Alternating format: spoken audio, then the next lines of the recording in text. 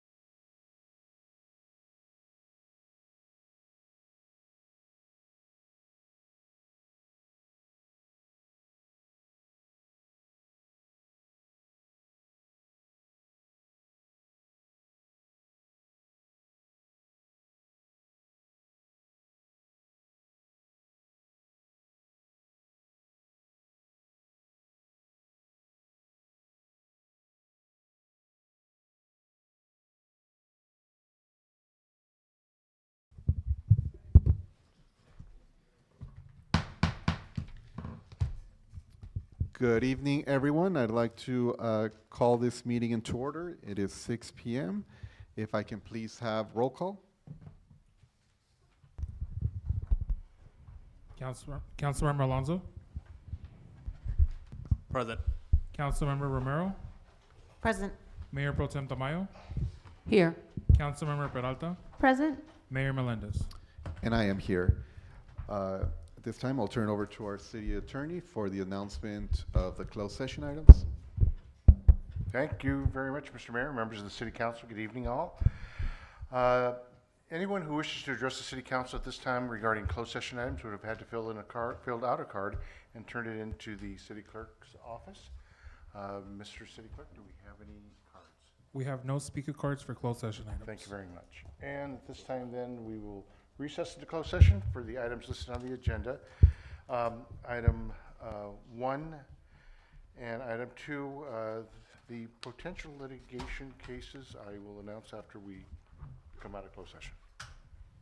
Okay, thank you, city attorney. At this time, it would be appropriate to go into closed session. It is 6:01. Upon the discussion of the closed session items, we'll come back into our regular agenda meeting. Thank you.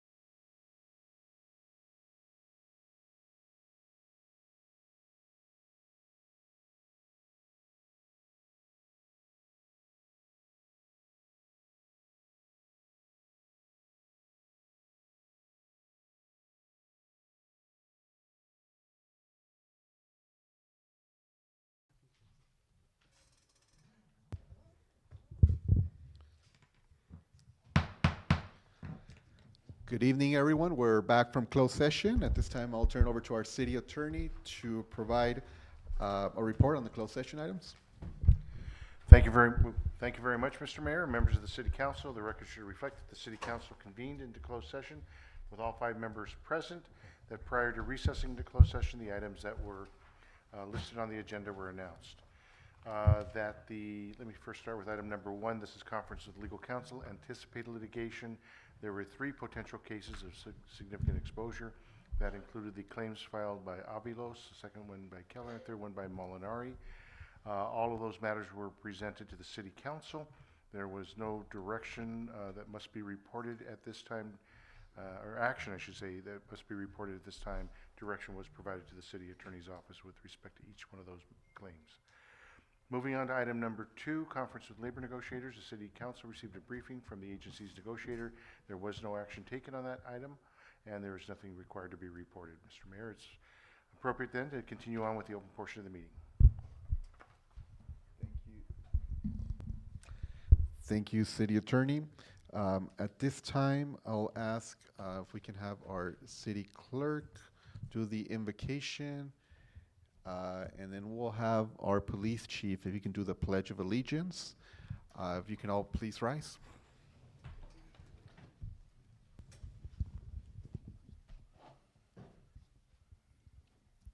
We gather here this evening in service to our community, grateful for the opportunity to lead, to listen, and to act.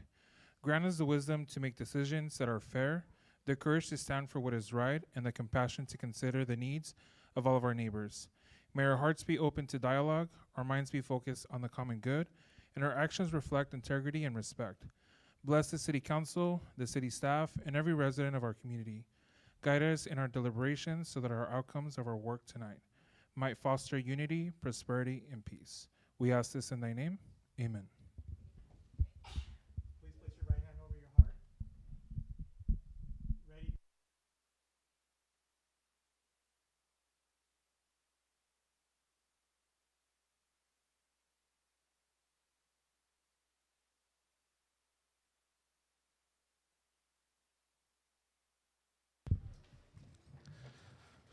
Thank you both to our City Clerk and to our Police Chief. I'll move on to any corrections to the agenda. Yes, Mayor, council members.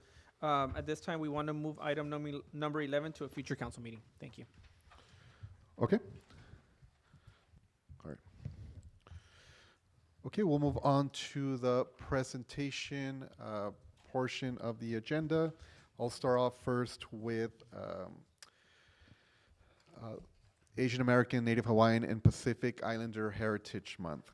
This May, we proudly celebrate Asian American, Native Hawaiian, and Pacific Islander Heritage Month, a time to honor the rich cultures, vibrant traditions, and countless contributions of AA and NHPI communities to our city and beyond. From the arts and cuisine to business, education, and public service, AA and NHPI residents help shape Montebello's unique spirit and strengthen the cultural fabric of our community. There's no single story that defines this diverse group, just a powerful collection of voices, histories, and experiences that inspire and uplift us all. As we celebrate, let's also take this moment to recognize the importance of inclusion, understanding, and unity, especially as we continue to hear from the divisions and injustices that emerged during the pandemic. Let's come together, Montebello, to celebrate, learn, and grow, because diversity is our strength and inclusion is our future. For more information on the special time during May, please visit asianpacificheritage.gov. The month of May is also National Pet Month. May is also a time to recognize the furry friends who have captured our hearts and become more than just pets, but part of our families. I know there's several of us here that have those furry friends. May is National Pet Month, which shares the benefits of pet ownership and the value of working animals in our society. Pet owners and animal lovers alike can participate in National Pet Month by supporting a local animal shelter, like our Southeast Area Animal Control Authority, SIACA. SIACA is committed to providing care programs for abandoned pets, reuniting lost pets with their families, and matching new homes with adoptable pets. SIACA also promotes responsible pet ownership by providing educational information, increasing accessible spay and neuter services at a reasonable cost, and ensuring people realize that their pets are extensions of their family. Let's do our part and support animal care and forever home adoptions. For more information, visit siaca.org.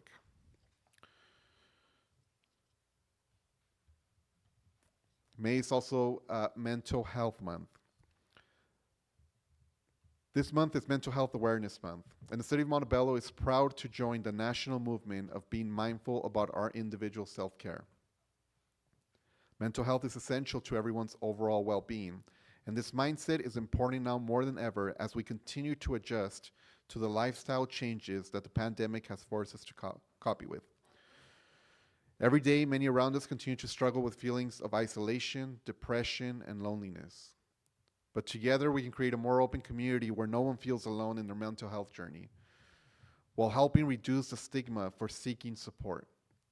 If you or someone you know is in need of help, immediate assistance is available by calling the Los Angeles County Department of Mental Health hotline at 1-800-854-7771 or by visiting dmh.lacounty.gov.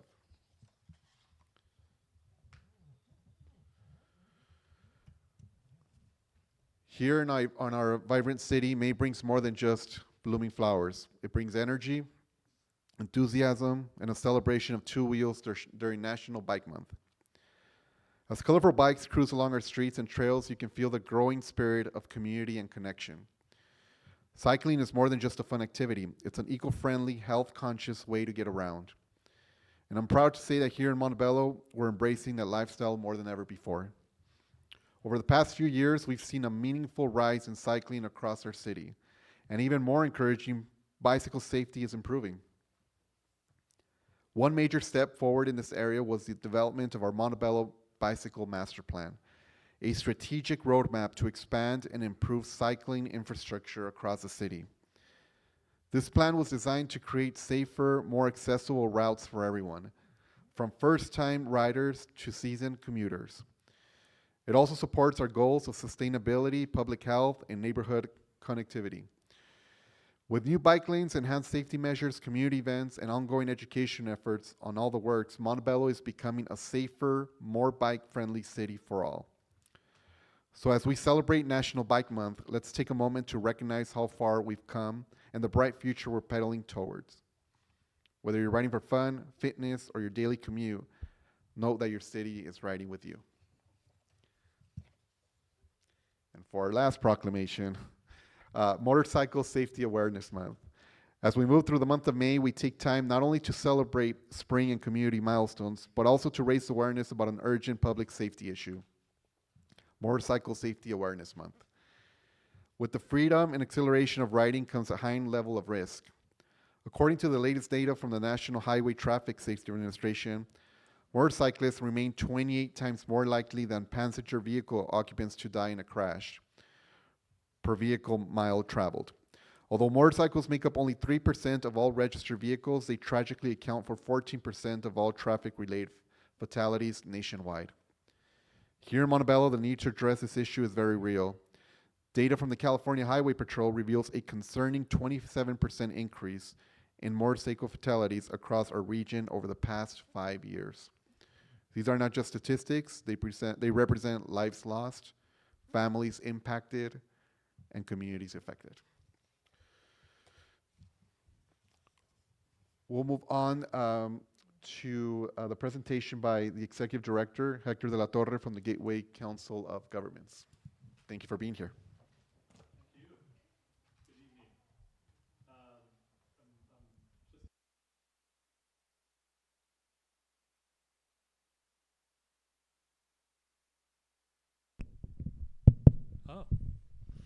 Good evening.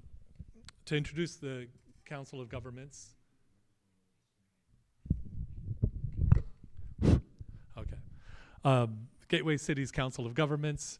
You are one of the very few cities that are members of two councils of governments.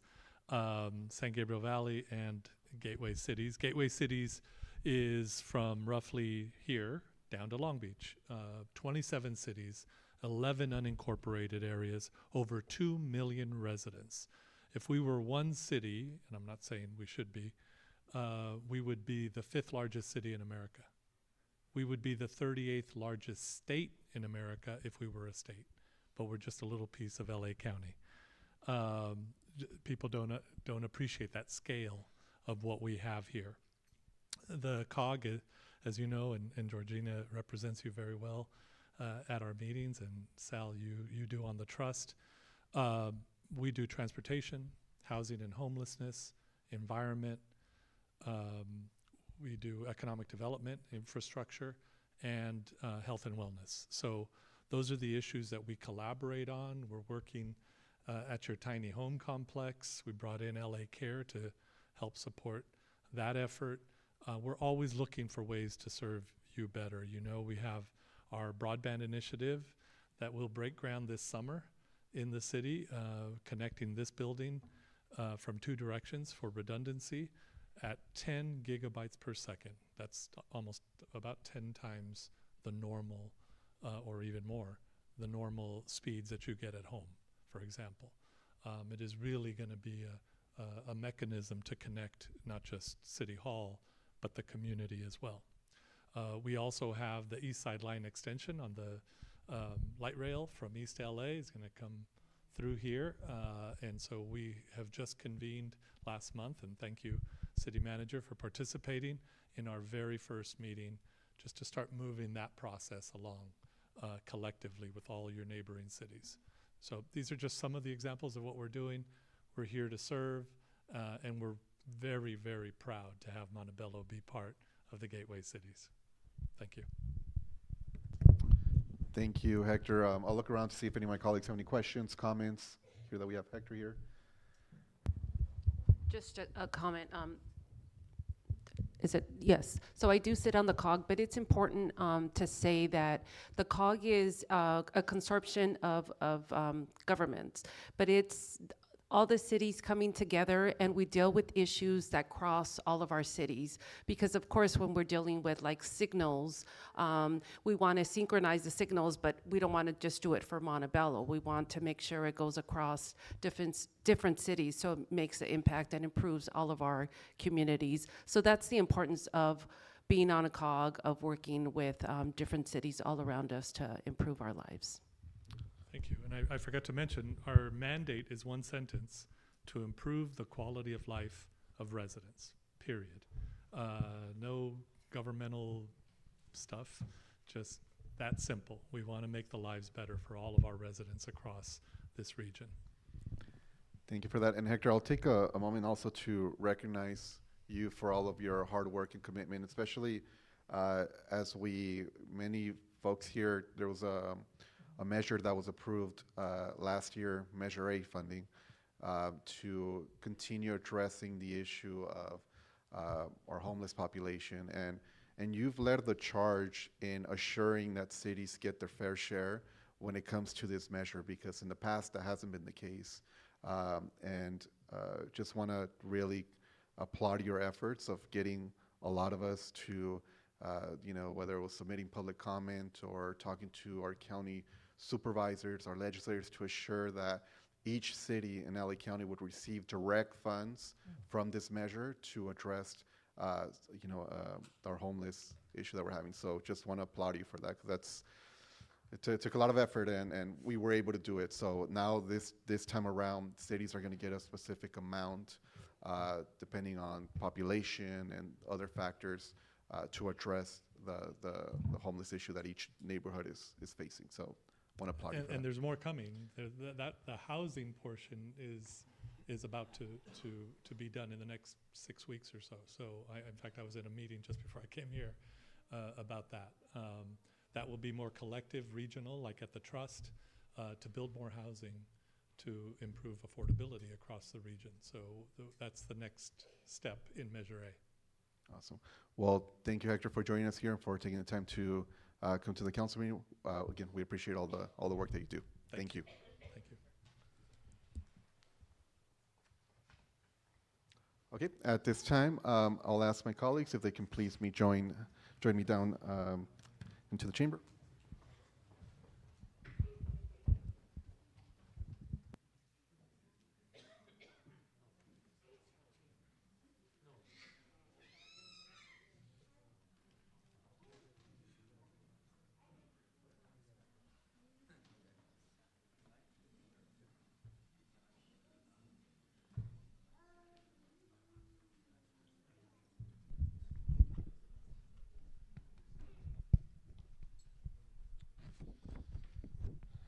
Good evening, everyone.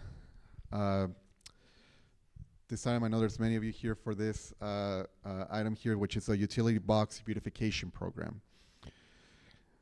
I'd like to take a moment to speak on one of our most inspiring, meaningful, and interactive programs here within the city, our utility box beautification program. Before I talk more about this program, I'd like to have all the young artists who participated in the latest round of this project to join us here in front of the council chambers to receive a special gift that we have prepared for you. So if I can have everybody that participated join us. And let's give them a round of applause, please.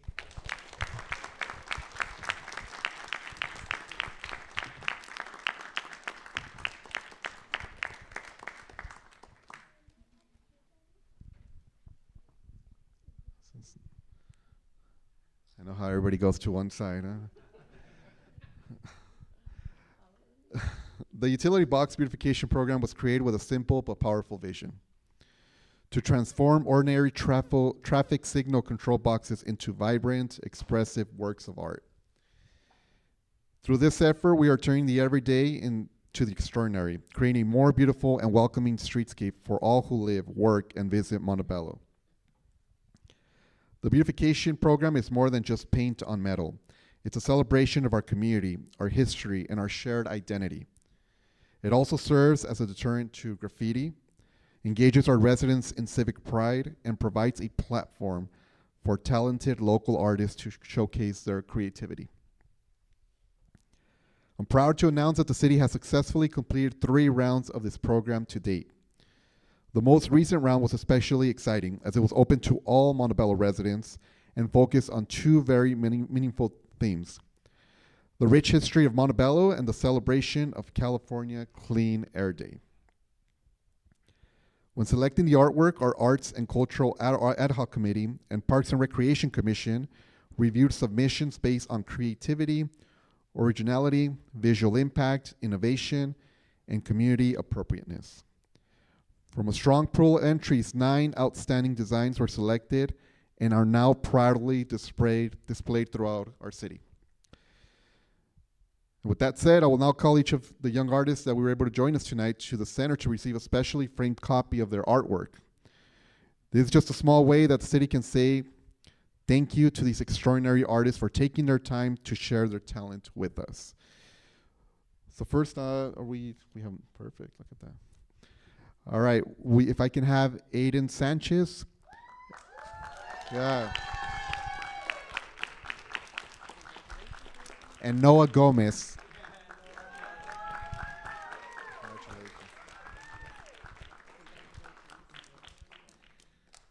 And it's displayed on Whittier Boulevard and Vale Avenue, both of those art pieces. Bailey Daniel. Let's give her a round of applause. The artwork is displayed on Whittier Boulevard and Bluff Road. Daniel Guido and Samantha Morales.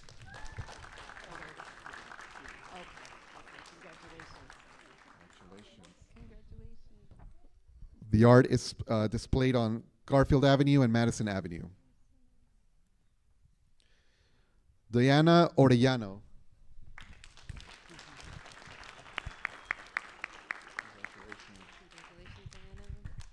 Beverly Boulevard and Howard Road.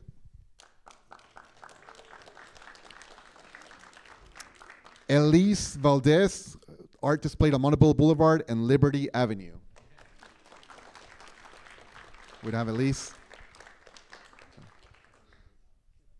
We'll make sure to save it. Isabella Castorena. Awesome.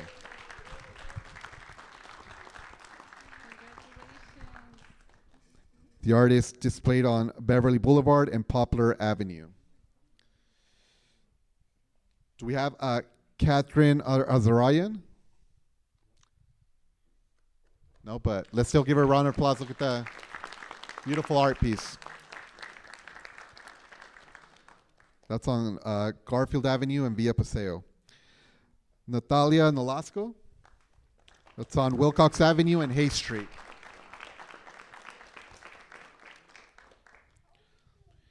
And then we have Salme Romero, Greenwood Avenue and Beach Street.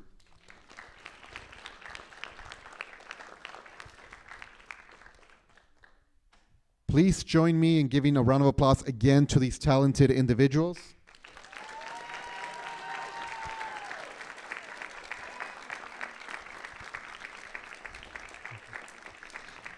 Their artwork reflects the heart and soul of Montebello, and the installation of these pieces marks yet another proud milestone in our journey to create a more artistic, inclusive, and connected community.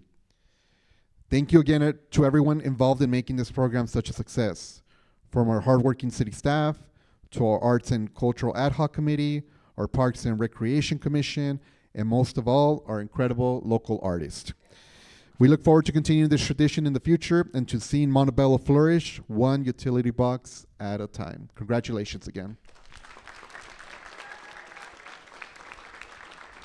And would it be possible to just come to the middle so we can take a picture to display that beautiful art?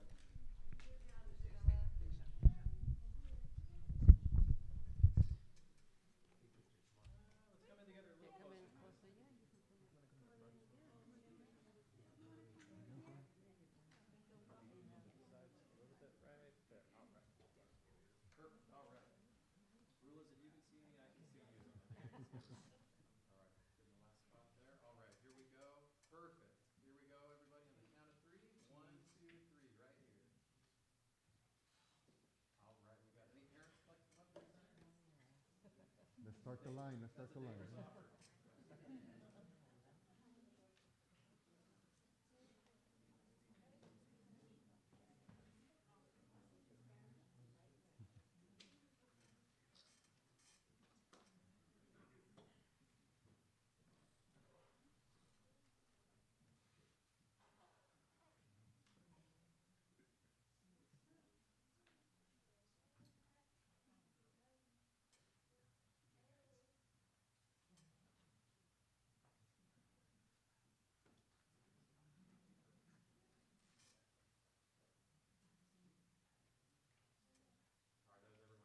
Thank you.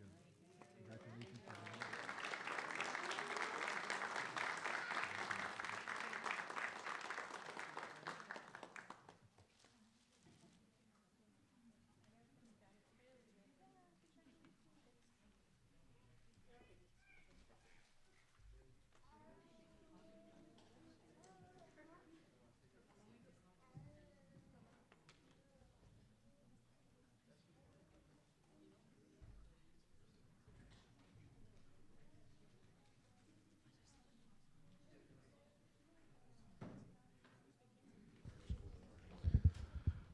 Okay, at this time, we're going to move on to our budget overview. I know there were many parents here that were that came in for the utility box recognition. At this time, we're getting into the fun stuff, right? The budget, but I know it's not fun for everyone. But if you'd like to also, I know many of you might have school and stuff like that. Right now would be appropriate time before we move on to the budget.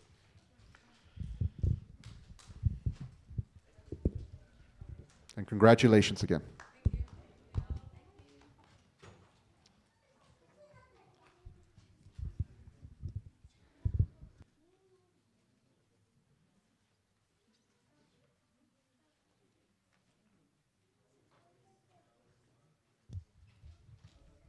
Mayor, giving this presentation is the Director of Finance, Michael Solarza.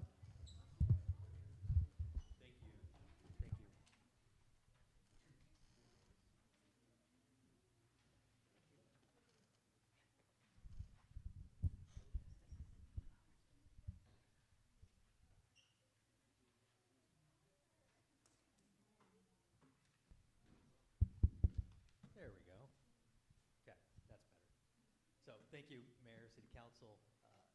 This evening will be a presentation on the 2025-26 budget. The first presentation as we get into budget season. So for tonight, we'll be talking about some challenges and opportunities that are facing us during budget season. A little overview on fixed costs versus discretionary spending in the general fund. Overview of our general fund revenue and expenditures. And then a transit and hotel budget overview. And then next steps and obviously questions and comments after that. So again, thank you very much for allowing the opportunity to present the fiscal 25-26 preliminary budget overview. This is the entire budget as it sits right now. You'll see bottom line expenditures about $225 million against revenue of about $210 million. And this is all funds, our general fund, our hotels, the transit funds, grants, local return funds, CDBG, home. This is literally all of the funding that it takes to run the city of Montebello. So now that just something to point out, you will see expenditures exceeding revenue.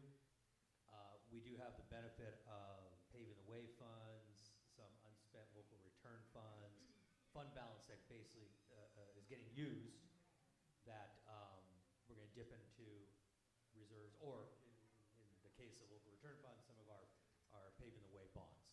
And then with grants, we end up having to spend the money first, and then on the back end, we get reimbursed from the grants. So that's why you see that discrepancy there between the $225 million in expenditures against $210 million in revenue. And then right now for the general fund, we are projecting a $581,600 surplus, so that's a positive thing. One caveat between now and when budget is presented to council again for adoption, there will be changes as we continue our work with the departments to add some last minute requests. I do an update on revenue, so there will be a change. I don't expect anything significant, but for right now, very positive $581,000 surplus. Put that in perspective, the current year's budget was adopted with a $650,000 surplus. So we're right about where we were for the current year budget. So right now, challenges and opportunities, what's facing us as we develop our budget. Obviously, you can't get away from the uncertainty that's surrounding the impacts from tariffs, the constant instability and chaos in the economy. Business, the economy hates instability, hates unpredictability, but unfortunately that's what we have right now. Potential for a recession has increased, so that's something on the horizon. And then the potential for increased costs of goods and services through tariffs, through other economic actions. And then a potential impact will be labor negotiations. As we progress through labor negotiations, there will be impacts on expenditures depending on where we land with each of the groups. So those are some questions that we are working on right now, and obviously some challenges that are going to face us as we finalize the budget for next year. So again, just I literally typed in headlines, tariffs, and I had 1,000 different headlines to choose from. But this is what's out here. This is the chatter that's out here that's impacting how we try and look ahead to our budget. Right, 73% of Americans expect a price surge. West Coast ports reel from Trump's tariffs swings.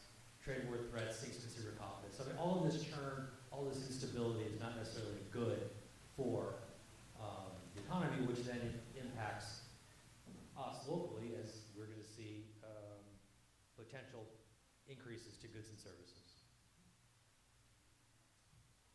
So in that vein, it's something that I presented last year and I want to kind of update for council this year, is the concept of fixed costs in our general fund budget. So right now, the proposed budget for the general fund is $83.552 million. Approximately $79.614 million of that is what we can consider fixed costs. There's a lot of stuff that we do, a lot of stuff that we're required to do, a lot of stuff that is a priority, a lot of activities, services we provide that, okay, if we had to, we'd cut them, but that's not the point. There's a lot of things we do that we have to continue to do that are considered fixed costs. So about 95% of our general fund budget, give or take, is taken up by these fixed costs. For example, salaries, okay? I mean, we have people that provide the services, the police, the firefighter, parks and recreation staff, public works staff, right? There's salaries and benefits that go into these fixed costs. We provide we pay for dispatch services for fire, we provide crossing guards, there's citywide facilities repairs, animal control, all of those, again, fixed costs. Residential refuse service, landscape and tree maintenance, something as simple as our Office 365 software licenses, again, things that we need as a city to function that you really cannot reduce without significantly impacting the services we provide to residents. Debt service, again, we lease vehicles, we have debt service on outstanding bonds. Obviously, we have to continue to pay those, just like, if you have a mortgage, you gotta pay your mortgage. Utilities, those are fixed costs. Electricity, water, internet, all of that. Again, could you reduce? Sure, but that's gonna have a direct impact on the services we provide to residents. Insurance premiums for both workers' comp and liability. So again, I put this in perspective because what that you end up having is, of this $83.5 million budget, there's very little room for actual discretionary spending. There's about $4 million of what I would describe as discretionary spending. Supplies, equipment, training, advertising, marketing, those kinds of things. But even within that category, there's some things that we obviously have to pay for, right? We have professional staff that have to keep up their professional certifications. Well, we pay for that training that helps them keep up those skills. Our code enforcement officers, building officials, right? They have to maintain certifications. My staff with their CPAs. Obviously, public safety, constant need for replacing and upgrading equipment. Again, could we cut back? Of course, but to the detriment of public safety. So, I point this out because as we look at potential impacts of tariffs on the price of goods and services, this is probably most likely where we're going to see it, right? As the price of things increases, services increases, labor cost increases for some of these discretionary spending areas. So, unfortunately, as prices go up, right, you get less bang for your buck. So, very little room in our general fund budget for some of this discretionary spending. And then this is how our general fund expenditures are categorized. About 63% of general fund expenditures are salary and benefits. Full service city. This is pretty typical of full service city. Fire, police, public works, all internal support staff. So almost 2/3 of our general fund expenditures are salary and benefits. About 33% for maintenance and operations, against supplies, contract services, equipment, those kinds of things. And then debt and lease payments is the other 3.5%. So again, very typical for setup for a full service city. Now, something I do want to point out, and something that has contributed to an increase in expenses with on the salary and benefit side, is the city council approved increase in employer contribution towards employee health. This was effective January 1st, 2025. And city managers explained this before in terms of how we got here to do an analysis of health benefits and realizing it had been 15 years since we've done anything to increase the amount of employer contribution for employee health benefits. What you see is from the action that City Council approved last fall, which became effective January of this year, about $1 million more is what the city is paying in the general fund towards employee health contributions. And I point this out because, again, this was something that it was the right thing to do. It was way overdue in terms of providing that benefit to our employees. And while it may not be an increase in base pay, that still is an increase in pay in terms of less out-of-pocket money that employees are having to pay for health benefits.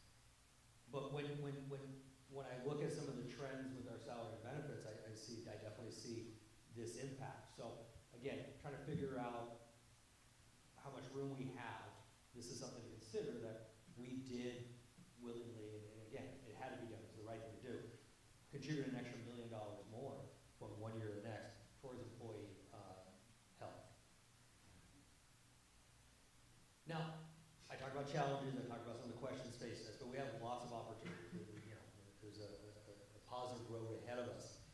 Metro Heights, for example, increased property tax. We started seeing increased property tax for Metro Heights this fiscal year. We're definitely seeing it continue, especially as more units are built, more units come online, and they're sold.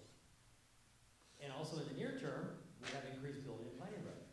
Obviously, each unit has to go through the building and planning process. There's plan check fees. Well, we're seeing a nice little bump in that revenue from the Metro Heights development.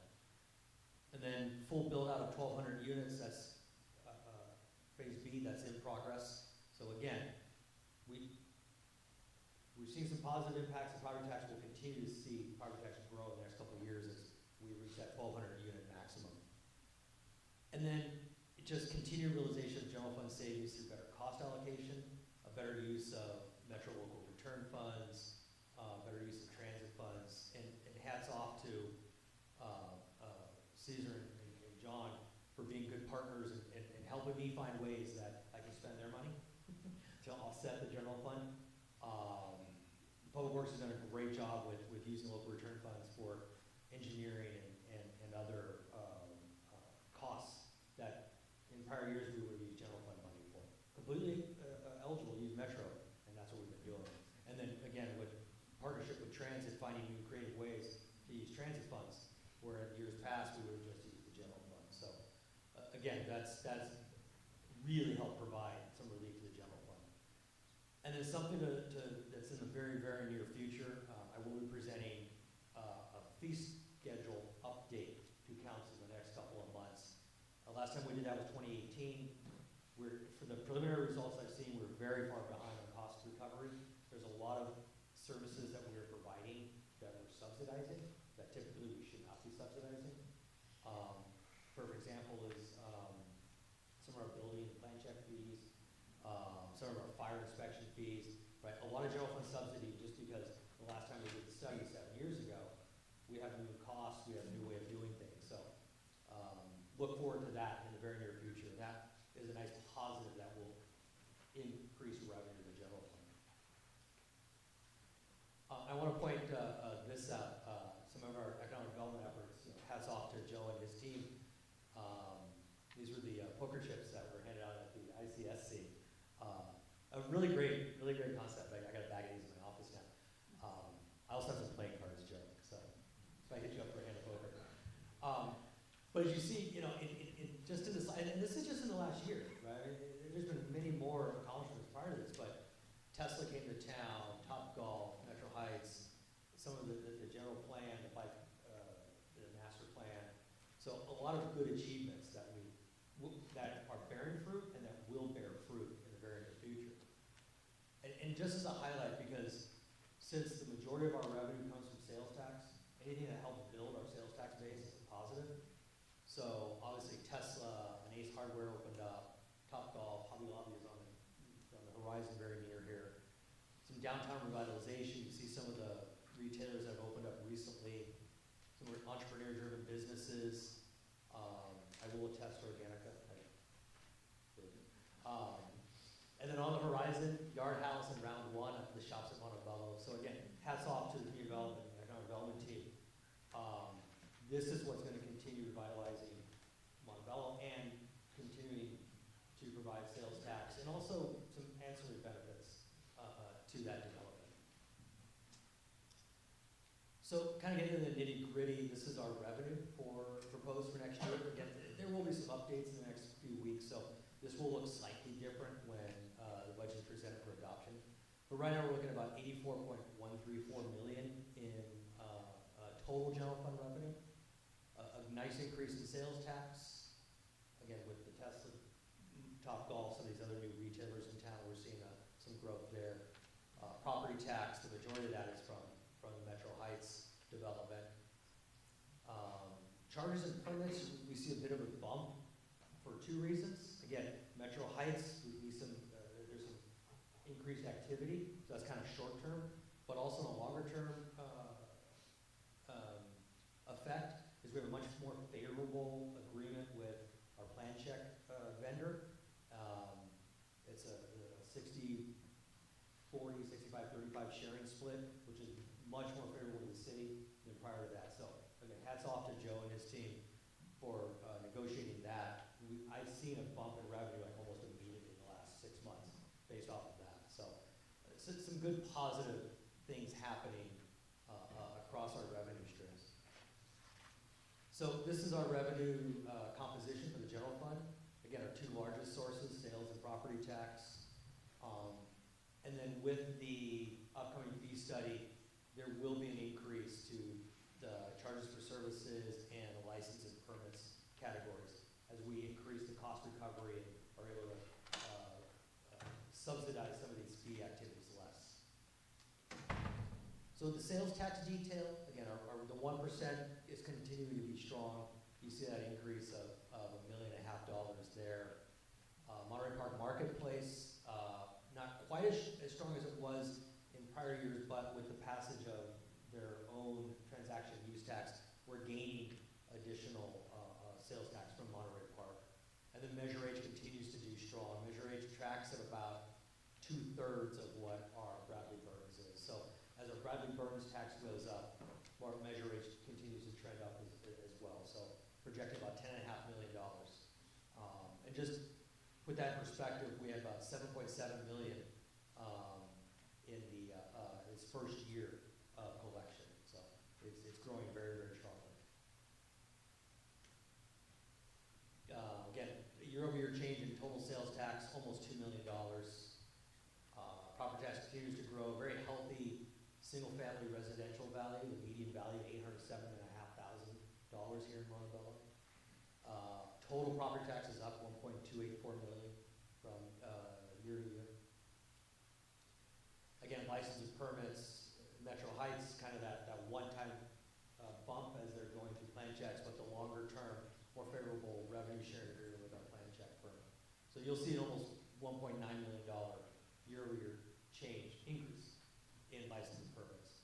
And then as I mentioned, fee study upcoming, which is going to improve our cost recovery.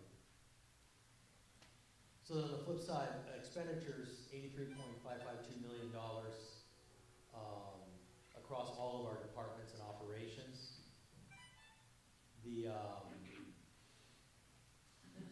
So this is our revenue, or excuse me, our expenditure composition. Police and fire, public safety, extremely important.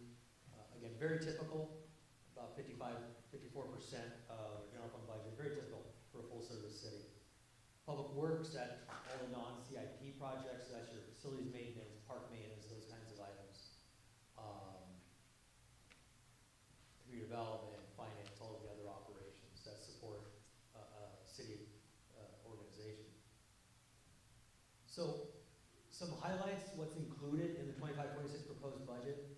There's about $300,000 in the proposed budget for citywide park restroom maintenance and upgrades.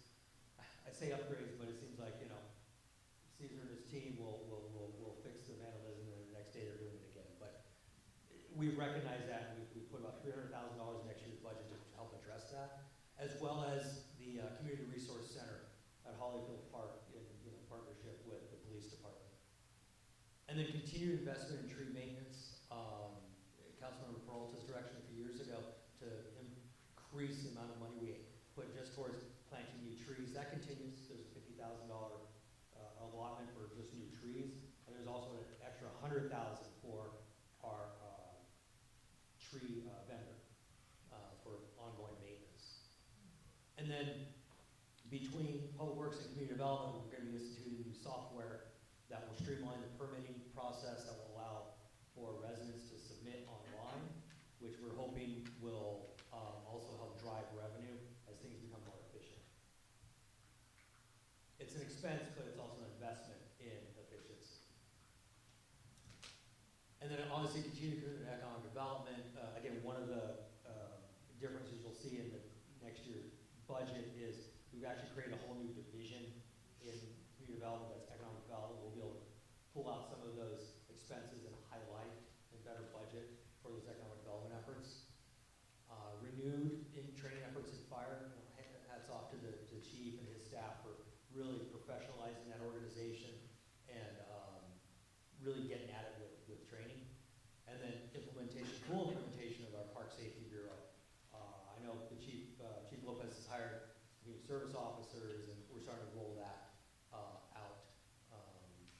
as well. So there's a lot in the budget, again, continuing a lot of services and some upgrades where we're able to.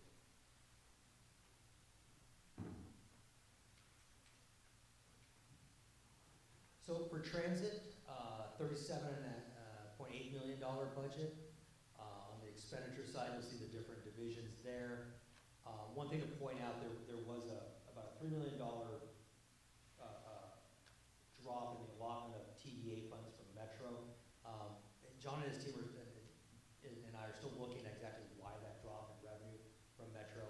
A lot of it is dictated by sales tax, so my guess, without looking any further into it, is Metro's hedging their bets on some of the sales tax coming in for next year. But still a very healthy operation in terms of full staff and no impact, obviously, on our Montebello bus lines. And then for our hotels, our Hilton Garden Inn, showing about $354,000 surplus. There has been a very large increase in food and beverage costs and labor costs. And obviously with the hotel, very labor intensive, but also food and beverage costs have spiked. So it's still a surplus, a little less than what we were looking at last year, but still a surplus. And the same story with Home 2 Suites. Very significant increase in food and beverage for Home 2 Suites. Still projecting a modest surplus of about $204,000. A tenth of what it was last year, but still a surplus. And again, these budgets provide for all ongoing operating costs and the debt service to be paid with zero general fund subsidy. So at this point, the next steps, I will continue to refine the revenue projections. I'm working with the departments to update the expenditure forecasts. I believe next meeting, first meeting in June, Caesar will present the CIP budget overview, and then I will come back with the budget for adoption for June 25th. And then prior to that, I will provide hard copy binders of the budget for City Council, so you actually have a hard copy prior to the 25th. So again, I appreciate the time you provided me to give an overview at this point if there are any questions, but thank you. Thank you, Director Solorza, for the presentation. I'm going to go around to see if my colleagues have any questions or comments. We'll start off with Councilmember Alonso. No questions. Some comments. First and foremost, thank you for the report. Thank you for all the work that you've been doing. But I have a little bit of a concern here. I think it's great. Ace Hardware, Topgolf, Yard House, Round One, entrepreneurial business opportunities. This is all great. But the one thing that I think all of these things worry me a little bit is the fact that most of the things that I just talked about, most of the things in this plan are north of Whittier Boulevard. We say that we have a continued commitment to economic development, and that's great. I appreciate all the work. But I think we need to also understand that we would like to see some of that commitment be emphasized south of Whittier Boulevard. I live in District 5. We want opportunities down there too, and I'm certain that we can find some. So I appreciate all the work, but let's emphasize, a different part of the city. Let's try to develop, District 5, District 4, and give the people that live in those districts more economic opportunities as well. And let's find avenues for revenue for the entire city. So thank you so much. I appreciate the work. I really do. Thank you for your comments. We'll go on to Councilmember Romero. Yes, I wanted to thank you as well for the presentation. It was extremely easy to understand. As I stated before in your past presentation, I really appreciated how easy it's to understand. I think last time I had said that it could be overwhelming to understand a presentation like that, and I think my words were misconstrued, and someone had said I was terrified of budgeting. That's not true. I just think for the average resident, when you see a budget and you're talking in the millions of dollars and and business, it could seem like it's hard to understand and you may not want to be a part of that. But I definitely encourage residents to come to the budget meetings and to be a part of that. And again, thank you for explaining what each of those things go into in developing a budget. I did have a question, and I just wanted to maybe clarify when you're speaking about different revenues that the city is taking in. We recently had a billboard sign, well, not the city had, but there was a billboard sign that was put up, and I think some of the residents were confused and thinking that the costs were paid by the city, and I just want clarity on who put that sign up and what the city is getting back from that sign, if you could clarify that.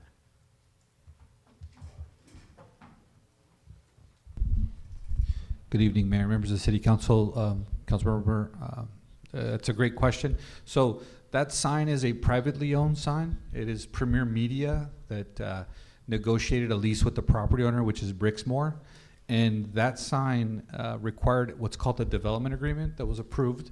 And per the development agreement between the city and the sign operator, the city will receive for the first 5 years $90,000 a year, and then it escalates. I think it's 10 to 20,000 each year for the next 20 years. So it caps out at, I think, 120,000. In addition to that, and that's annual revenue to the city each year for 20 years. We do not own the sign, so the branding was part of the agreement itself. So we get sort of free advertisement, if you will. Right. In addition to that, we get the opportunity to use the sign for emergency messaging and also for just, I know David Sosnowski has been in contact with other sign operators where we have similar agreements throughout the city. The city can use it to, for example, post for job advertisements or parks events. So the city does not own the sign. It is a privately owned sign, but we do benefit from it. So that's a great question. Okay, and then just to clarify, so even if the sign is blank, we still receive revenue, correct? So if there's nothing on the sign coming, that has nothing to do with the revenue that we would be receiving on the city's part, correct? So the sign as it's blank, but there's a Caltrans approval process that they need to go through for final approval. Once that sign is activated, that's when we receive the revenue. So in essence, they've gone through the permitting process through the city. The sign's been properly installed. They're just waiting for their Caltrans final approval to activate the sign. Once that sign is activated, that's when we get our first payment, and then a payment for the next 20 years after. Okay, thank you. Thank got you it. for the clarity. All right. Okay, we'll move on to Mayor Pro Tem Tamayo. Thank you. Thank you very much for this presentation.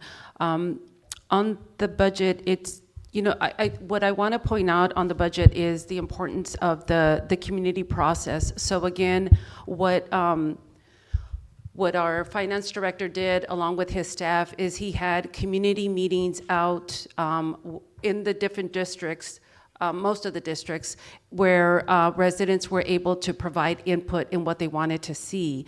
And if we look at now the results of some of this that's why you see some of the improvements, for example, to the parks and to the restrooms, because those were some of the issues that were pointed out to us. So my point here is that we have a community process, and I encourage residents to go out and let us know what you want to see, what improvements you want to see in the community, and this is the result that it will be part of our budget and our hopefully our approval.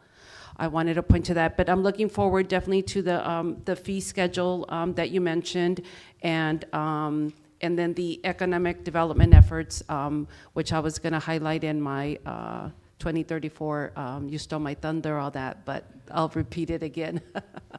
Thank you. Okay, thank you, Mayor Pro Tem. We'll move on to Councilmember Peralta. Thank you so much, Director Salarza, for your presentation and just all the back-end work that you and your team do every year to get us to this point, to adoption later in June. And just echoing Mayor Pro Tem Tamayo's comment in terms of really taking on this just inclusive participatory process when it comes to the development of our budget, from having an online budget survey, which we, I think, launched 2 years ago, to having in-person community budget meetings outside of City Hall in order to get residents' feedback. That's where we now see things such as hopefully the increase in terms of funding for restroom renovations at our parks, as well as the Public Park Safety Division that has now been launched. And just incredible thank you to our chief for launching that. One of the biggest concerns that we constantly get is just crime and feelings of insecurity at our parks. So to be able to bring back the concept of a park ranger program, to be able to have that level of supervision to provide more security at our parks is something that really came from our residents who came out to speak and who always contact us about the issues that they're facing. And so we really did try to incorporate a lot of those concerns, a lot of the feedback that we've been getting these past years into the development of our budgets. I did want to go ahead and just highlight a few items that are, I think, a personal priority for myself. In terms of the fee schedule update, I know that that's something that's long overdue and something that we'll be receiving in the incoming weeks. I do want to highlight that there's a specific fee, which is the paramedic. I don't know the full name of it. It's a paramedic fee that is imposed on residents when they basically call 911 and a paramedic comes to their home. This is about a $600 or so fee that gets charged additionally to all the other fees that get charged when you call a paramedic. This was, I think, adopted back in, I think, 2016 or 2018, long before me, when the city was going through some financial hardships and really had to up some of those fees in order to be able to just meet the needs at the time. I think this is something that we really need to revisit by imposing this type of fee on our residents. This is something that targets our vulnerable populations, such as those that are seniors, those that might have disabilities, or those that have chronic illnesses. I've had residents either come to me to tell me that they're afraid of calling 911, that they will literally have a heart attack and will not call paramedics because they just cannot afford the amount of fees that are being charged.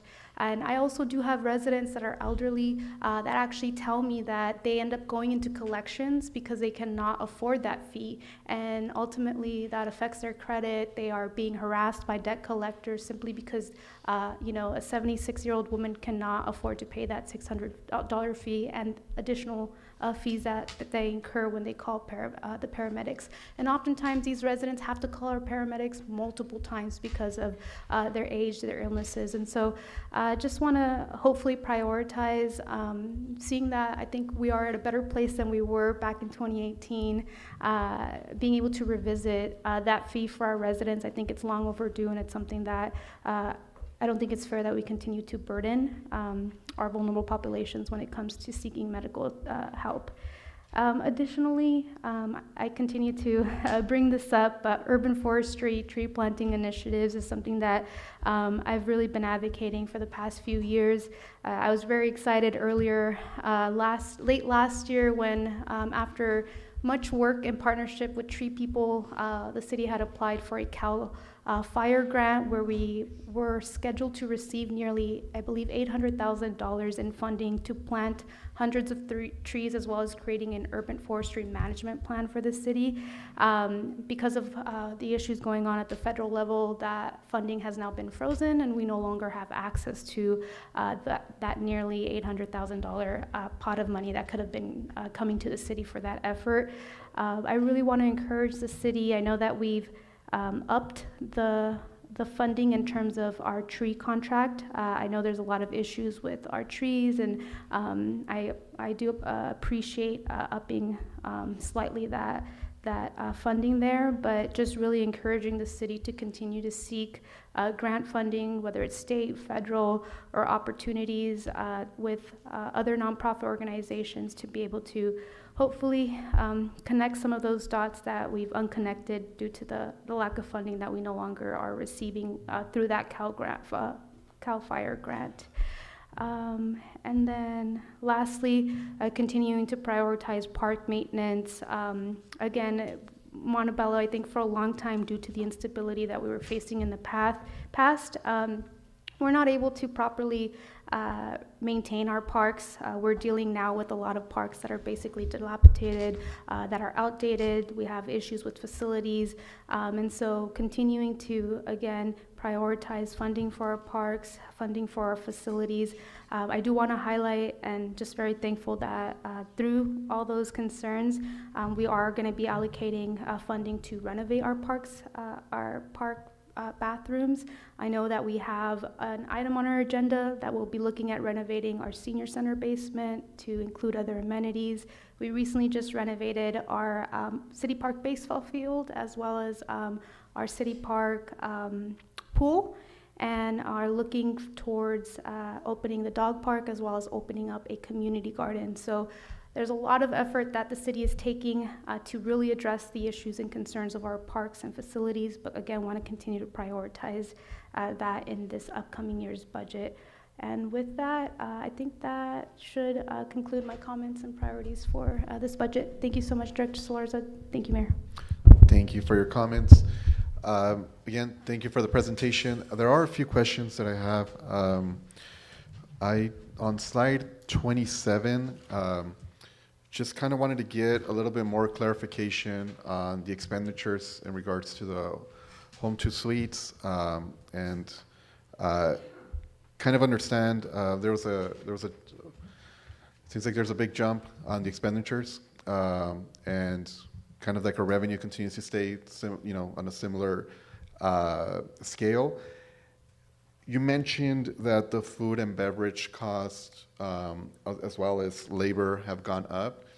So in essence, I just want to kind of understand, we have an operator there. Does the operator get to dictate upping the price of food, upping the price of labor, and then it's just automatic that happens in order to operate the facility? Just kind of want to get why kind of like the expenditure has gone up a little bit, and making sure that we're a little bit more consistent on that. I understand the question. So in terms, let's just take food and beverage costs, continental breakfast, room service, those kinds of items. I think what we're seeing is an across the board just food and beverage costs in the market. And so, if a typical continental breakfast would cost $5 a few years ago, now it's $10.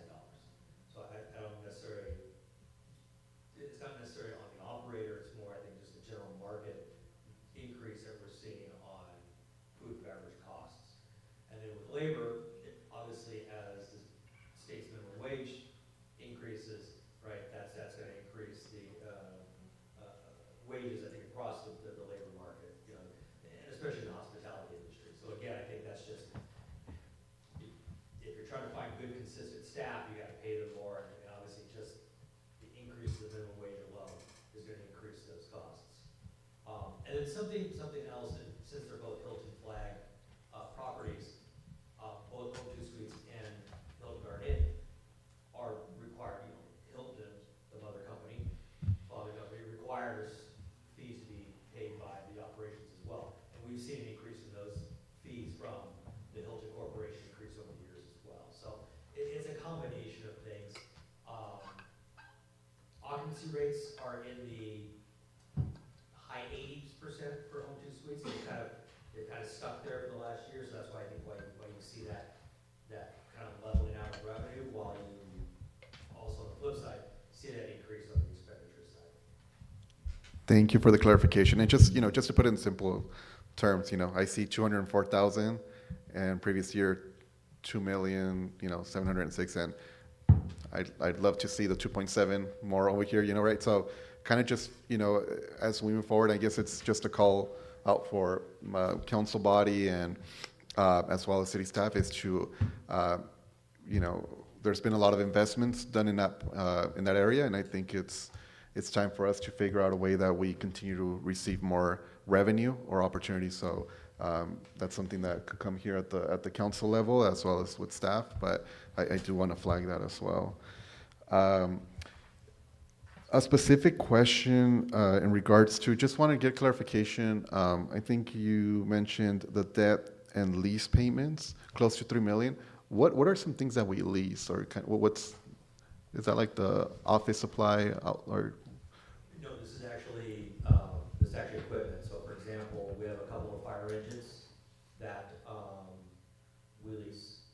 I believe we got one in 2019 as a fire engine that we pay an annual lease payment for.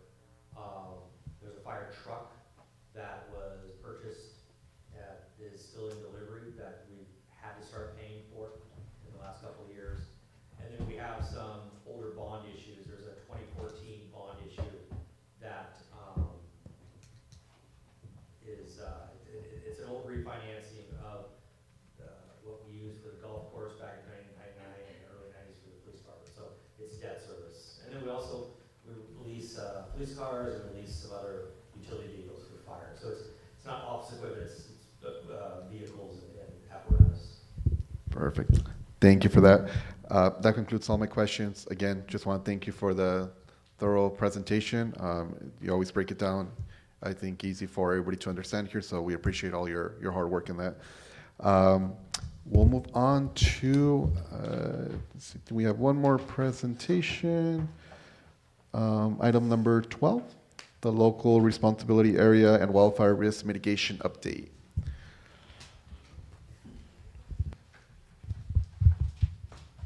And Mayor, council members, this presentation is being given by Captain Rich Snyder, who's been leading our efforts as we work towards implementing this mandate from the state of California.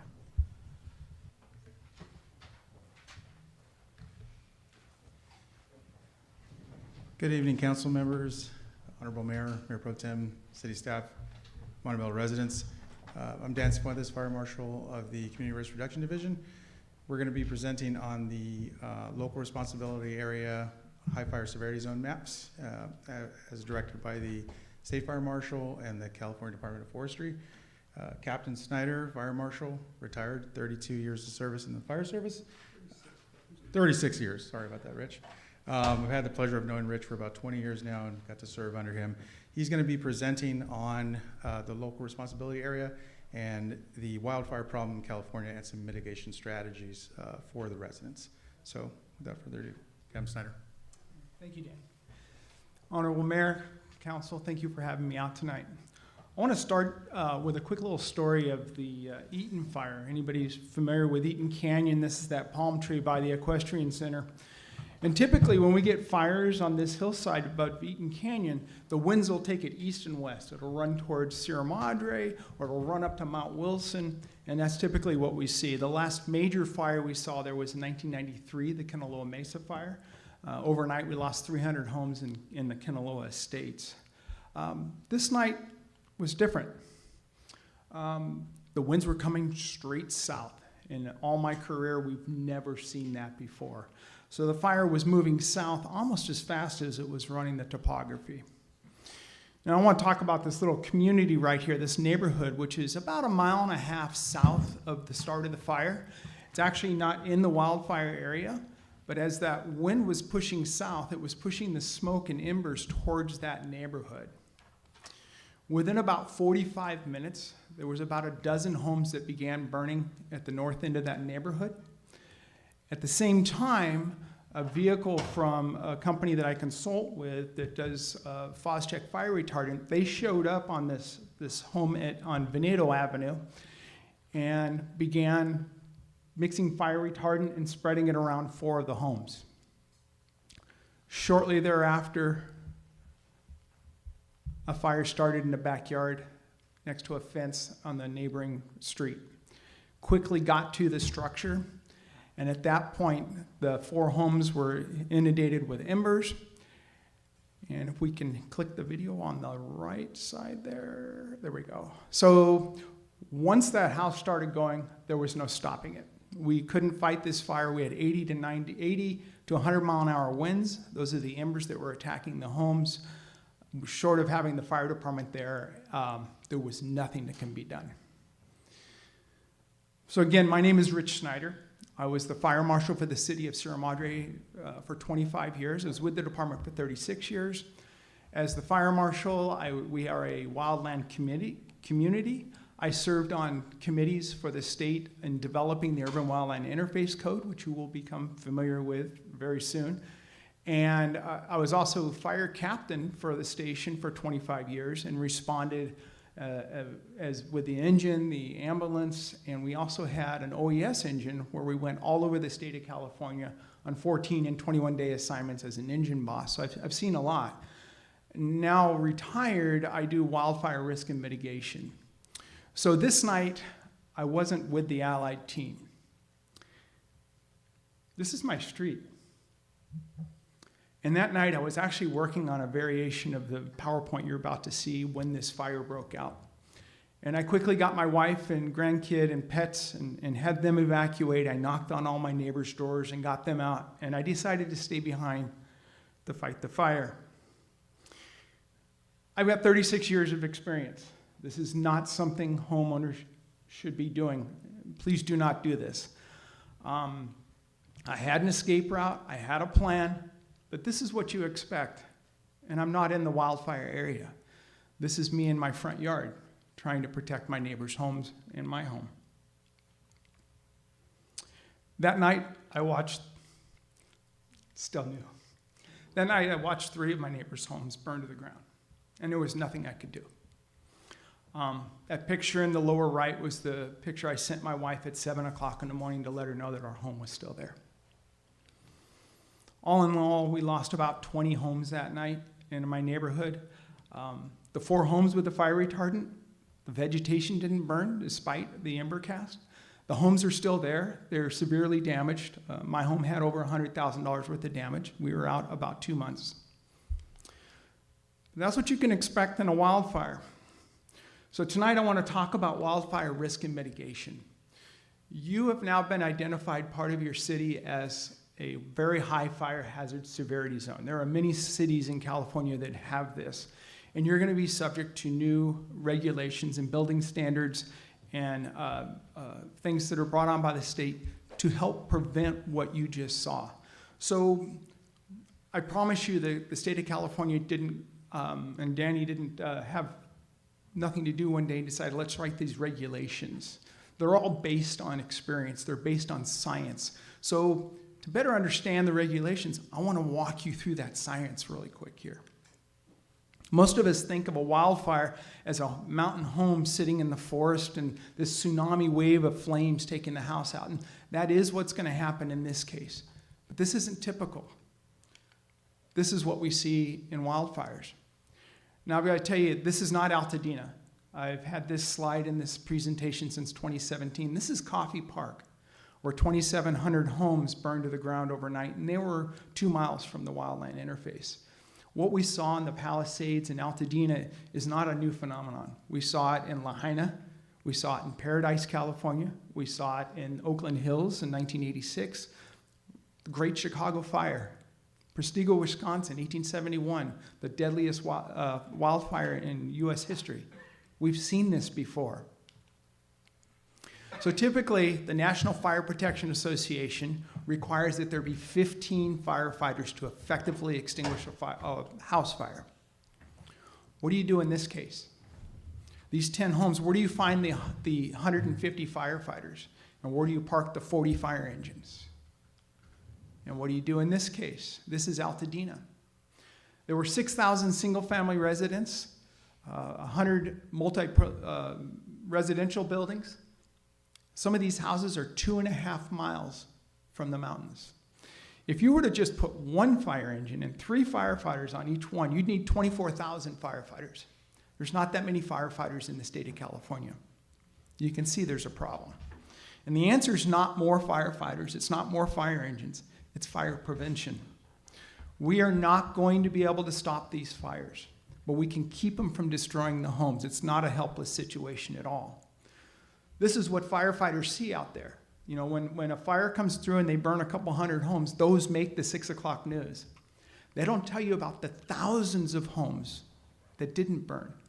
And this is typical. The fire burns through and the house is still there. And we do that by protecting the home with this hazard mitigation methodology.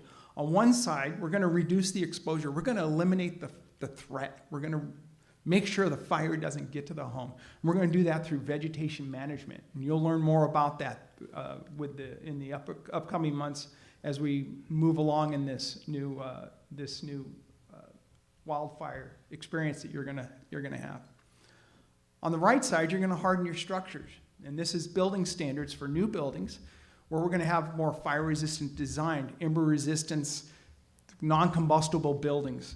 And the critical thing on this is that it's a community design.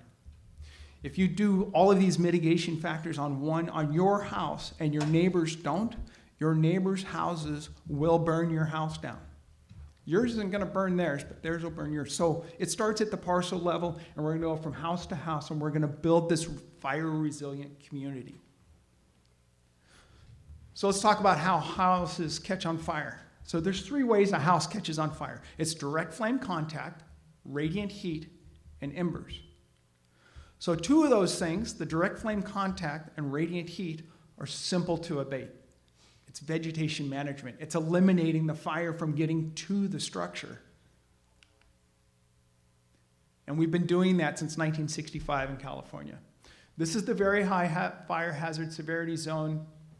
This is the vegetation regulations that will apply.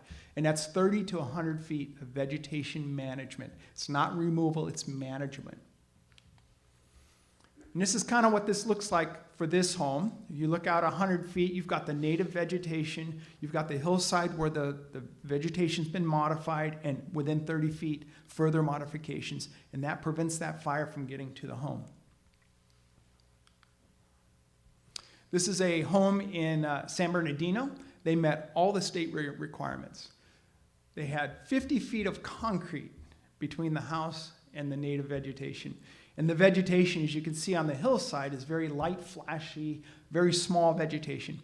However, the homeowner planted a juniper right there at 50 feet on the property line.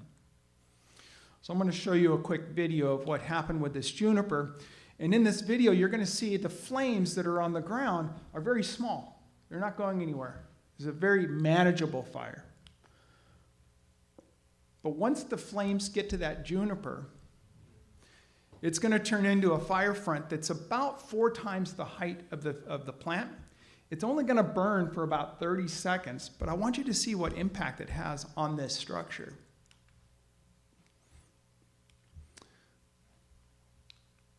Are we able to hit that for me, please? There's 2 videos that I have to do manually in here. There you go. Okay, so these firefighters, I want you to focus on, it's easy to focus on the fire. That's why I wanted to show you the slide first. Focus on the home behind. And you'll see that home's got vinyl siding on it. And even though this home is in complete compliance with California Fire Code, the radiant heat from that juniper is beginning to melt the siding off of that house. And the heat is impinging on those plate glass windows and starting to heat up the interior of the house. Now, thankfully, it was only 1 juniper, and while it only lasted less than 30 seconds, if you look at the siding on the house, you'll see how it's pulling away here.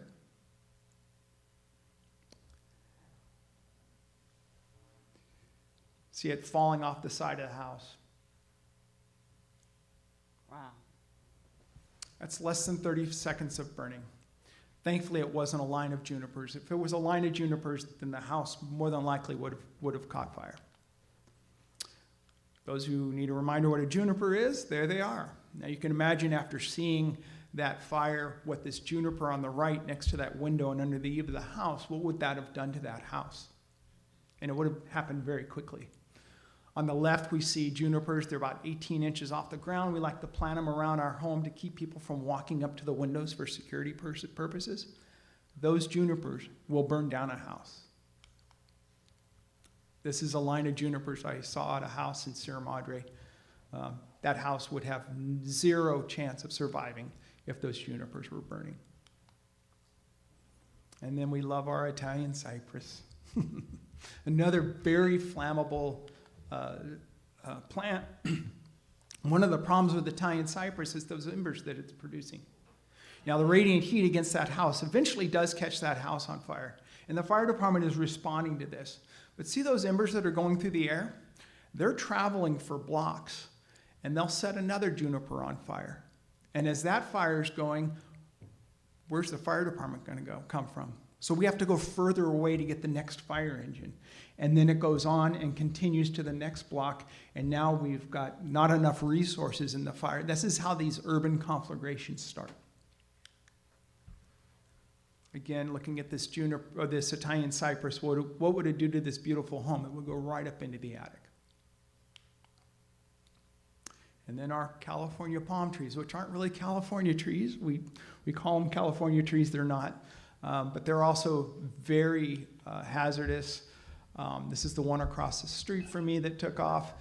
That one palm tree right there, I witnessed it take out 5 houses, burned them to the ground, just because of that one palm tree. Those will put out embers that are the size of your fist, and they'll travel for miles, 3-4 miles. Bougainvillea, very flammable. This bougainvillea next to those windows, if it's burning, it can set that apartment building on fire, without a doubt. You guys a little uneasy now? Gonna go home and do some landscaping? Lavender. Okay, lavender, any plant that's got that strong smell, the lavender or rosemary, very hazardous, very flammable. That lavender can put out enough heat against that house to set it on fire. And of course, your rosemary. So these are all plants you want to keep further away from your house. And you'll be familiar with these regulations as we go forward with the codes that you'll be adopting. Grass fires. We don't lose houses in grass fires. In fact, you can see the firefighters right there. They're right on the fire line. The flames are 6 inches. They move fast, not a lot of energy. It's not. In this case, the homeowner planted 4 coastal rosemary bushes next to their house, and the 15 firefighters weren't there to put it out. I can kind of explain that the fire came up this hillside and took out those homes on the edges, but how do you explain the homes on the inside and the infill there? There's actually homes between there that haven't burned, and there's 40-foot wide streets, and we've got multiple homes burning. How do you explain this? This is Altadena. This is taken from NASA. It's the heat signature from the Altadena fire. How many of you remember this photo? 1993, Emerald Bay Fire in Laguna. They referred to this as the Miracle House. It was the only house on the hillside that survived. Ironically, this homeowner was self-insured. I look at that, and I don't think it's a miracle house. I'm seeing a non-combustible roof, non-combustible siding, managed vegetation. I am curious, though, about the miracle vegetation. Because the vegetation didn't burn, it was only the structures. And of course, we all have seen this one, the Miracle Home of Lahaina. Now, it's purely coincidence. It's a white house with red roof. Don't paint your house white with a red roof and think it's fire safe. It's a coincidence. But this has also survived, and we know why this one survived. When they bought this home, it had a horrible termite and insect problem. So they removed all of the vegetation and dirt from within 5 feet of that house, removed the irrigation, replaced it with gravel, solved their bug problem. It also solved their fire problem. So when we hear it's a miracle or they were lucky, it's not a miracle. They're not lucky. It just means the home didn't meet the requirements for combustion. That simple. This is an LA City firefighter. We've got embers that are burning in the mulch and the azaleas and next to this apartment complex. These embers will burn for weeks, get into the structure. Oftentimes, we'll see houses that'll catch on fire days after the fire because these embers will smolder in the mulch beds next to the house within that 5 foot of the house. This next video is in Canada. The fire in the background is about 3/4 of a mile away. And this home's not in direct path of the fire, but it catches an ember in the mulch bed. Fire department comes by with their deck gun. They put about 500 gallons of water on it, little bit of an overkill. And they come by with a garden hose because it's still smoldering. You can see the main fire's actually out. The sun's going down. So we'll try some Dasani water, the water bottle. It must be the engineer. It's got to be the engineer. We'll use an extinguisher. Maybe that'll work. And then finally, someone brings a fire hose out. Later on, now we have an additional fire engine because they're still seeing this smoke coming up. And again, the main fire, that's long and out and done. And we're still trying to figure out, why is this still smoking?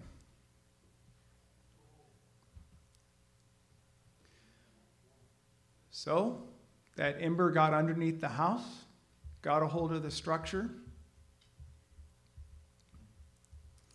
and they ended up losing this house. Wow. They burned the whole second floor off this house. It also makes a good Ring camera commercial. So embers within that first 5 feet, well after the main fire was extinguished. So we talked about that 100 feet and the 30 feet. There's a new zone that's been established in the state called Zone 0, and that's that first 5 feet from the house. We know from experience, we know from testing through the IBHS, that that is the most vulnerable spot around your house. Now, while this is adopted by the state of California, it's not going to be enforced right away. They're still working out the parameters of that 0 to 5. It is expected to go into code in January for new construction, followed up a couple years later for retroactive. But what we've found is anything in that 0 to 5 is what's going to burn your house down. And here's some of the testing that the Insurance Institute for Business and Home Safety did. Multiple insurance companies invested in the IBHS to do testing on wildfire to protect their assets. And in this case, you see the two different examples, a standard home on the left and your wildfire prepared home on the right. And then we've got this one. They've removed all of the vegetation in their front yard. Now, I'm willing to bet this is the Drought Buster program that everyone was familiar with about 10 or 15 years ago. And it's interesting, Danny, we talk about the color of this house, and every time it's on a different screen, it's a different color. Sometimes it's orange, sometimes it's sherbet. Peach, we've heard peach. But let's talk about the gravel. They've removed all their vegetation because of drought, but that also solved their wildfire problem. But it doesn't have to look like that. This is also fire safe. We've got wild apple, we've got things spread apart. It's very beautiful, and we're going to have more training for the community and education on how to protect your home. It doesn't have to be gravel. This is a model put out by the IBHS. Again, on the left, you've got your azaleas, your Italian cypress. On the right is the perfect example of how to protect your home. It is very different than we're used to, no doubt. But hopefully you're starting to get an idea of how important it is.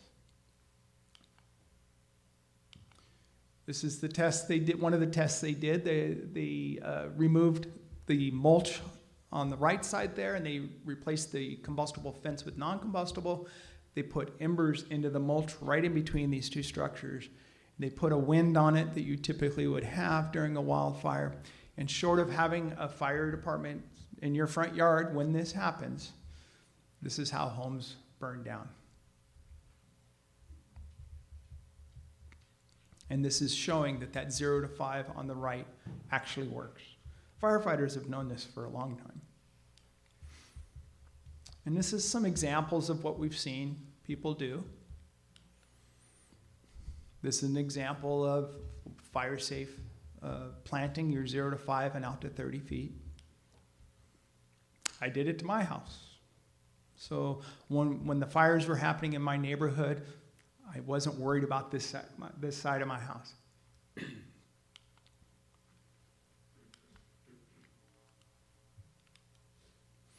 This is the first wildfire prepared home in California. And there's an example of what we did in that 0 to 5. And back to our peach friend. Yes, I'm sorry, did not make the fire in San Jose. Burned to the ground, despite not having the vegetation in their front yard. The picket fence made it, but not the house. So why is that? Well, here we see a house with a wildland firefighter by the front door. He's already made entry into the front door, but the first floor is not on fire. The vegetation's not on fire. It's the attic and the second floor. Eventually, it'll be the entire structure. This is the coastal fire in Laguna Niguel. The insurance company required them to remove the 10 Italian cypress trees, which they did, which is obviously drastically reduced their risk. But during that fire, there were 21 homes in the $5 to $7 million range that burned to the ground from the top down. The first floors aren't on fire. The vegetation on the property's not on fire. It's the attic, then into the second floor, and eventually the entire structure. Because remember, we don't have the 15 firefighters per structure to attack it. They were stucco houses with tile roofs, burning to the ground while the vegetation remained. And here's where the problem is. Embers. And you saw the embers from my neighborhood. Here you've got wildland firefighters that are there to put the vegetation out when it catches on fire, and they will do that. However, if those embers get up into the attic of that house, they're not prepared to put that out. They don't have enough equipment or manpower, and those houses will burn to the ground. And here's the culprit, our vents. So part of the new building standards in the very high fire hazard severity zone is that new structures will have ember resistant and fire resistant vents. Now for existing homes, they can be easily retrofitted. There's several manufacturers out there where you can replace the vent. You can even retrofit it, and we'll talk about that in a second. This is the last strike team that I went on. It was in Tahoe. That's actually the crew from West Covina. This home, we actually have this on video from ring camera footage of this home catching on fire from underneath because they had the wooden trellis there, but embers got underneath and set it on fire. That can be easily retrofitted. This is, at my house, this is my deck. I use the wildfire defense mesh to keep debris from getting underneath my deck. This is actually on their website to show what it looks like and how the mesh works. And that's what it looks like on January 8th. All those embers that did not go underneath the deck of my house and set the house on fire. So we do have answers to all these concerns of this wildfire concern. And then there's the gutters. We like to clean our gutters out before it rains because we want to make sure they work and they get the water away from our house. But in the summertime, we don't think about it and we don't see it. And we've gathered debris in there. We get the hot winds, we get embers in there. They set the edge of the roof on fire. If they're plastic gutters, they're going to fall away and set the base of the house on fire. So we require non-combustible gutters with non-combustible gutter guards. So tonight we talked about two different things. Defensible space, eliminating that threat from getting to the house, and home hardening, defending against what's left. And both of those have to be in place in order to protect a structure. Now, on the defensible space, that's your PRC 4291. Those are the requirements that will be in the very high fire hazard severity zone that will be subject to inspection, and Chief Cifuentes can talk more about that. The home hardening on the other side, that would be a new building standard called the 7A building standard for new construction. But we would encourage homeowners to retrofit because it's not that hard to do, and we'll be working on getting grants to help people do this to protect their homes. So it's going to be an exciting time. So again, it's a holistic approach.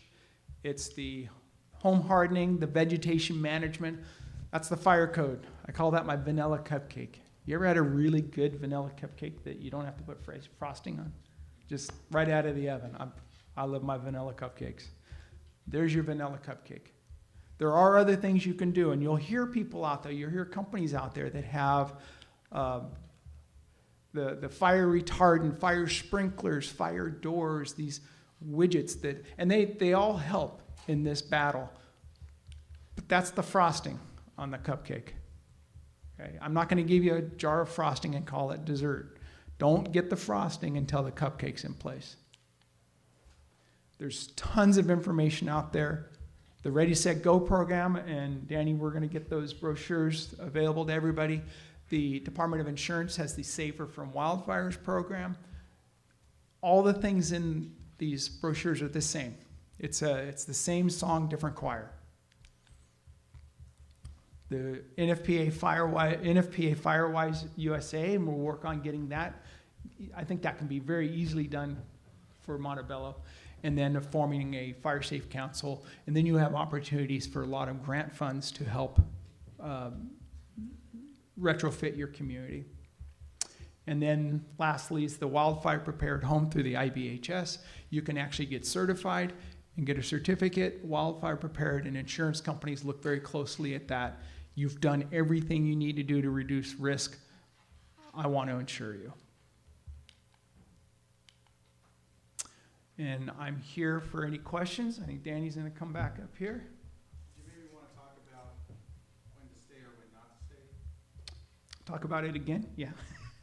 Do not stay and fight the fire. I do have one more video.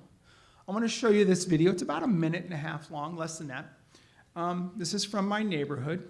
My neighbor was stuck in his house, and he has dementia. Didn't understand what was going on. I did pull him out of his burning home.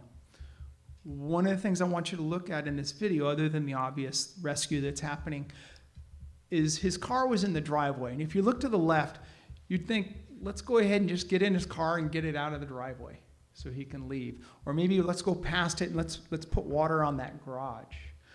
On the right, as you look at this video, I want you to see that all of the homes on the block have fires burning in that 0 to 5. This is from the palm tree, and there's embers and everything burning all the way around. So I want to show you this quick video. Can you hit play on the video for me, please? It's in the middle. There you go. It doesn't sound like we have any volume on this. But you can see that's where I saw his car was in place and his home was burning. And I caught him at his front door, and he was going to go back in, and he just was totally confused.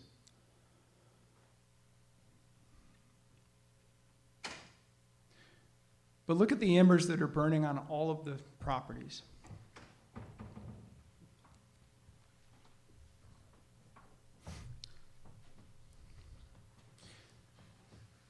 This is we met up with a police officer who was telling me to let him go because she thought I was fighting him, but not realizing if I let him go, he was going to run back in. At this point, he wants to know if he can get back into his car, and you'll see what his car, there's his car now. Oh my God. Now, from the time you saw the picture on the right to seeing that was 40 seconds. If you were in that backyard, you would not have survived. If you had gotten the keys and tried to get into that car, you wouldn't have survived. So please, let's not. If you've done the vegetation management, you've done the home hardening, and you've got your fire insurance, you're good. You've reduced your risk. Nobody's insurance is worth the cost of a life. So you reduce the risk, you're going to be just fine. I promise you. Just want to go ahead and thank you for the presentation, and thank you both for the proactive work that we're doing here in the community. I think it's good, but I think you might have all of us worried here, and I think our director, Columbia, I saw you stressed out. I think you're going to go home right now and try to do some of the vegetation changes. And It's a team approach, Joe. We got it. but I'd like to see if there's any of my colleagues have any questions, comments. First and foremost, thank you for sharing your story. Secondly, I'm actually not worried. I actually feel empowered. Because what I want to do now is I want to make sure that my home does not meet the requirements for combustion.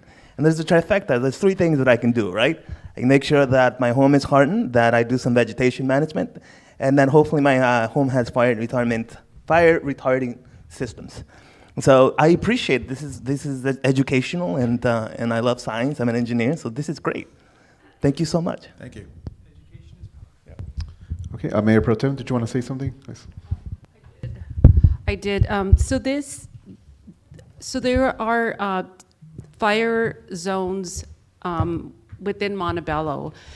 Most of the high or the severe zones are in like the District 1 area that butt up against the hills.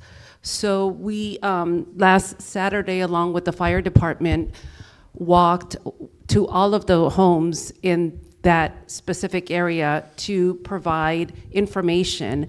And we're doing like a multi-pronged approach in walking the neighborhoods, having these community meetings, having information out to the community of, you know, what this means. This is just the start of information for our residents that are in these impacted areas, and for all of the residents actually, but more so for the ones that are impacted. And we were able to talk to them and hear some of their issues too with, for example, the ones that butt against the hills over at the Toll Brothers. There's the Toll Brothers that also need to do some vegetation cleanup and some issues like that that I think we need to address as well. But this information is impactful, but it's real. It's, I think, what we're living today. So I appreciate the efforts of our fire department and, again, walking our neighborhoods, door knocking to get the information out, and having just different meetings so that we know what's happening and what's to come. And this is going to be a community approach, as was said, with the residents, with the city, with our different neighbors having a solution, or the most that we can do to try to prevent these fires in our neighborhood. No, sorry, we're playing. Did you have anything, sorry, to respond there? Oh, I was just going to, based on the conversation that we had at that last event, ma'am, we actually met with PXP and Army Corps of Engineers today, and we walked that entire section, and we are already devising a plan to take care of those issues. Perfect. Thank you. Love to hear that. Thank you for that update. Do any of my other colleagues have any questions, comments? Councilmember Romero? Yes, first and foremost, I wanted to thank you both for your service, as well as your fellow firefighters for their service. Myself and my husband, we actually have a drought-tolerant landscaping business. We specialize in drought-tolerant and succulents. But your presentation was eye-opening, because some of those plants that you had mentioned we use, and they're drought-tolerant. Lavender, rosemary, bougainvillea, they're drought-tolerant plants. And so I think we will be going forward more responsible with the plant selection, and thinking about that in the future as far as not using them. I know a lot of people love lavender. They love the smell of that. They think, for mosquito purposes, they say it's like a mosquito repellent and things like that. But it's definitely eye-opening, and I'm going to take that and spread the word to other homeowners and let them know and spread awareness on it. So I thank you. I thank you for the presentation. Great. Again, thank you both for the presentation. We appreciate all the information, and I know it's going to be an ongoing effort to educate our community on some preventive measures. So thank you again. Thank you. Okay, we'll move on to public comments on non-agenda items.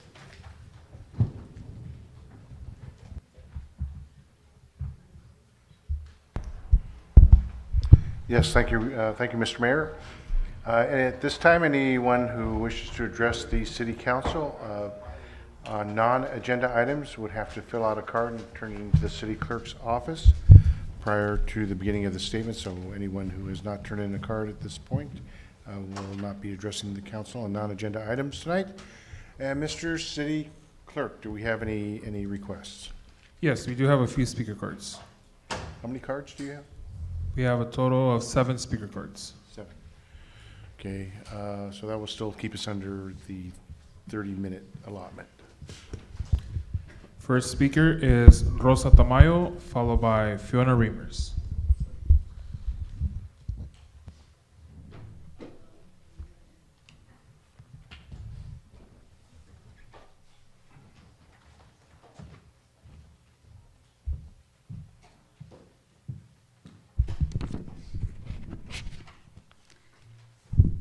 Buenas noches, Mayor Salvador Meléndez, miembros del concilio. Yo soy Rosa Tamayo y yo pienso que a cada uno de ustedes que están sentados tienen una gran responsabilidad con la población y no solamente los negocios que se necesitan, pero también las necesidades que tiene la gente por el alza grandísima que tiene las rentas de las facilidades de vivienda. Por favor, busquen la manera de cómo tener control de renta, porque la gente ya no puede pagar tanto bill de gas, de luz, de vivienda. Y el costo de la vida es muy alto. Y pues, como estamos ahorita, es una era de Hitler ahorita. Entonces, como estaban hablando también de los fires, pues tenemos mucho problema con vegetación. Estaba escuchando el budget también. Pues sí, vamos a estar en poco rato en bancarrota porque tanto sud que tienen de millones, entonces, pero pues tienen que ser responsables de sus sillas donde están sentados y las decisiones que tomen con responsabilidad, porque se vienen problemas muy grandes financieros. Y la cosa es que en el Distrito 5, allá en el convento del Paul Center, no hay dinero federal para mantenerlo y está con rama muy seca y es un peligro para toda la población ahí. Pues también tenemos el río que está con mucha vegetación y pues tienen mucho trabajo. Y yo desde hace 1 año, 2 años, yo les dije, va a haber un problema muy grande de fire, del gas metano, que ese sí nos va a matar y nos va a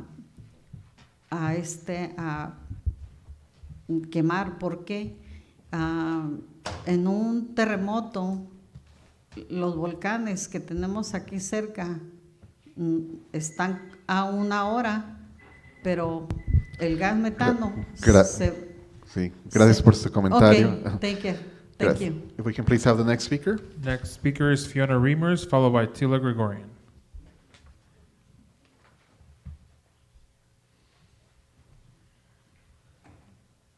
I don't think Fiona is here anymore. Then we'll move on to Tila Gregorian.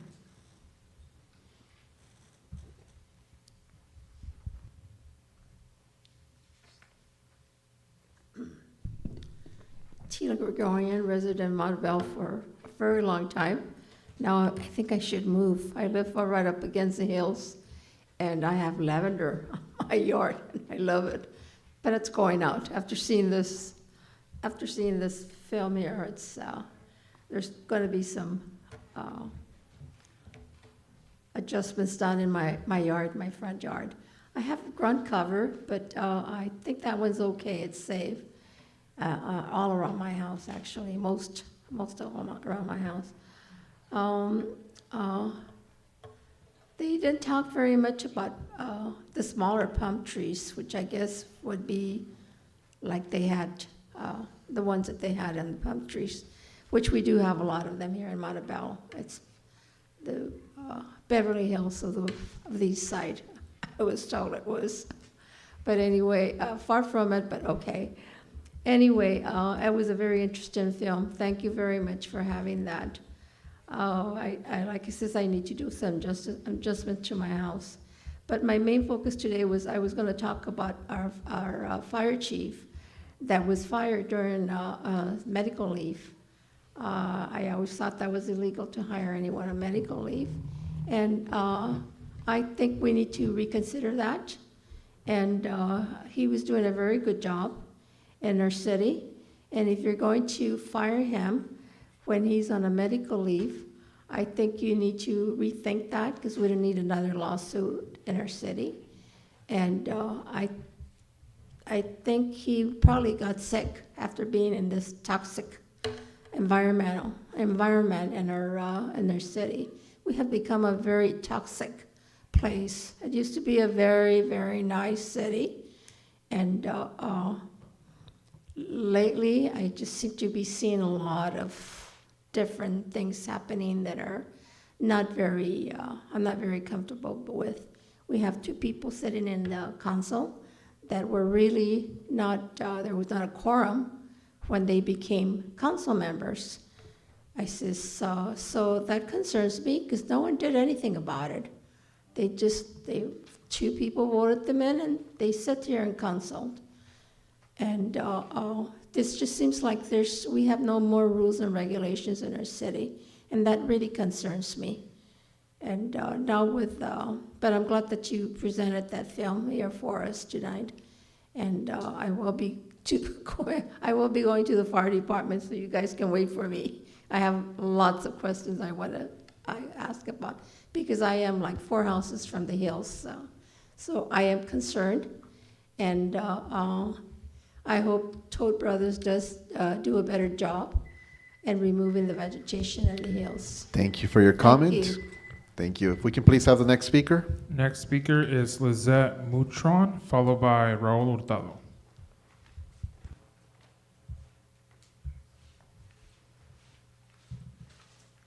Good afternoon. I attended yesterday's meeting at the fire station. It was very educational, but it was really saddening to see that no one from my block showed up. And as a resident, I am very concerned, because if my house is safe, but the other houses that are next to me or across from me are not, that concerns me. Especially because the house is paid off, but I cannot afford for the house to burn down, you know what I mean? Due to other residents not here today and not taking this very seriously, responsibility for others. As a community, I think we all should be here. And I don't know, my concern is there gonna be some kind of way of you guys having like the control of, let's say, Rio Blanco Street, only this house is upgraded to the new standard codes they're requiring, but it's also a safety issue for all of us. I don't see no one. I was late to the meeting yesterday, so that's why I came today, in case I missed anything from the beginning, and I thought that the whole entire block would be here today, but nobody's here. And that's why I'm like, what's gonna happen? I know the codes are gonna be enforced eventually, and we have to meet them, but what happens if we meet those codes and the rest of the community within our blocks are not? I think that besides you guys and the fire department, we need to have some kind of initiative planned to make sure that all of us are in the same path, Is there gonna be some kind of funds for those, retired people that are not working anymore? And are they gonna be funded by the city, or are they gonna get funds from the state, or how are they gonna plan to do this? Because I know that elderly people cannot, go out there and do their gardening and do the, take all those trees and stuff. But right behind our street where Rio Blanco is at, there's a lot of like tall pine trees are above people's homes. And that concerns me. So my concern is, I'm asking you guys, is there gonna be some kind of plan in place in order for you guys to keep control of making sure that everybody's doing the same thing, or is it just gonna be 2 people out of my entire block? That's concerning.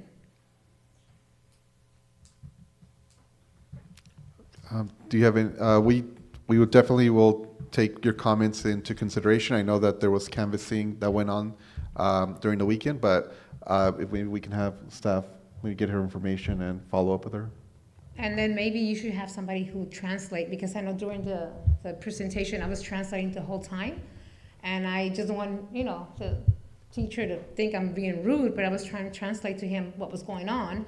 because I wish that the whole entire neighborhood would have been here, but obviously Okay. not, again. Thank you. So Thank you for your comments. Just in case, you know, if there's anything, you know, Well- it's a language barrier because Yeah, I don't so, speak Filipino or Japanese or other Right. languages. I mean, I wish I would so we'll have take, flyers. we'll take that into consideration, then we'll have one of our staff, follow up, and then we'll answer those questions that you have. Yeah. But thank you for your comment. Thank you. I just want to make sure that everybody's aware of Yep. what's going on. Okay, if we can please have the next speaker. Next speaker is Raul Hurtado, followed by Alan Lanuza. Good evening, Mayor.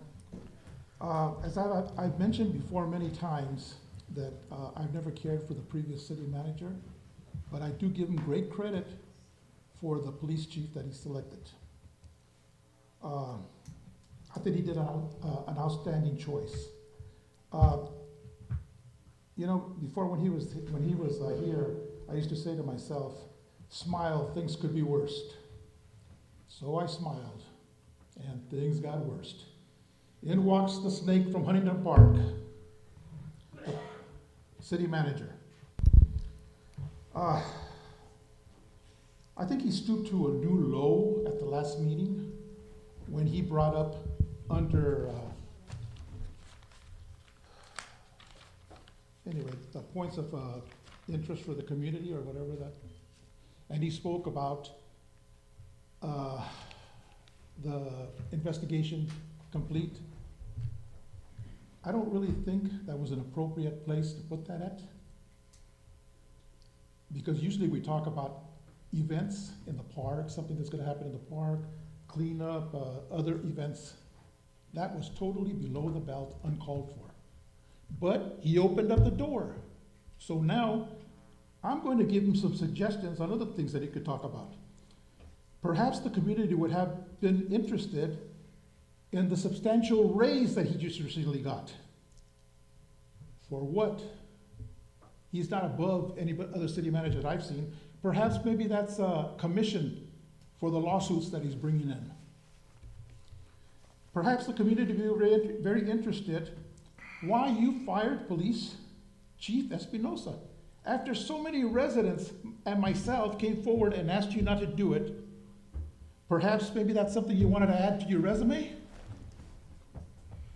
Perhaps the community would be very interested how he managed to bring the snake, Louis Lopez, out of retirement and accept. Sir, you better watch your language and how you address our police chief, please.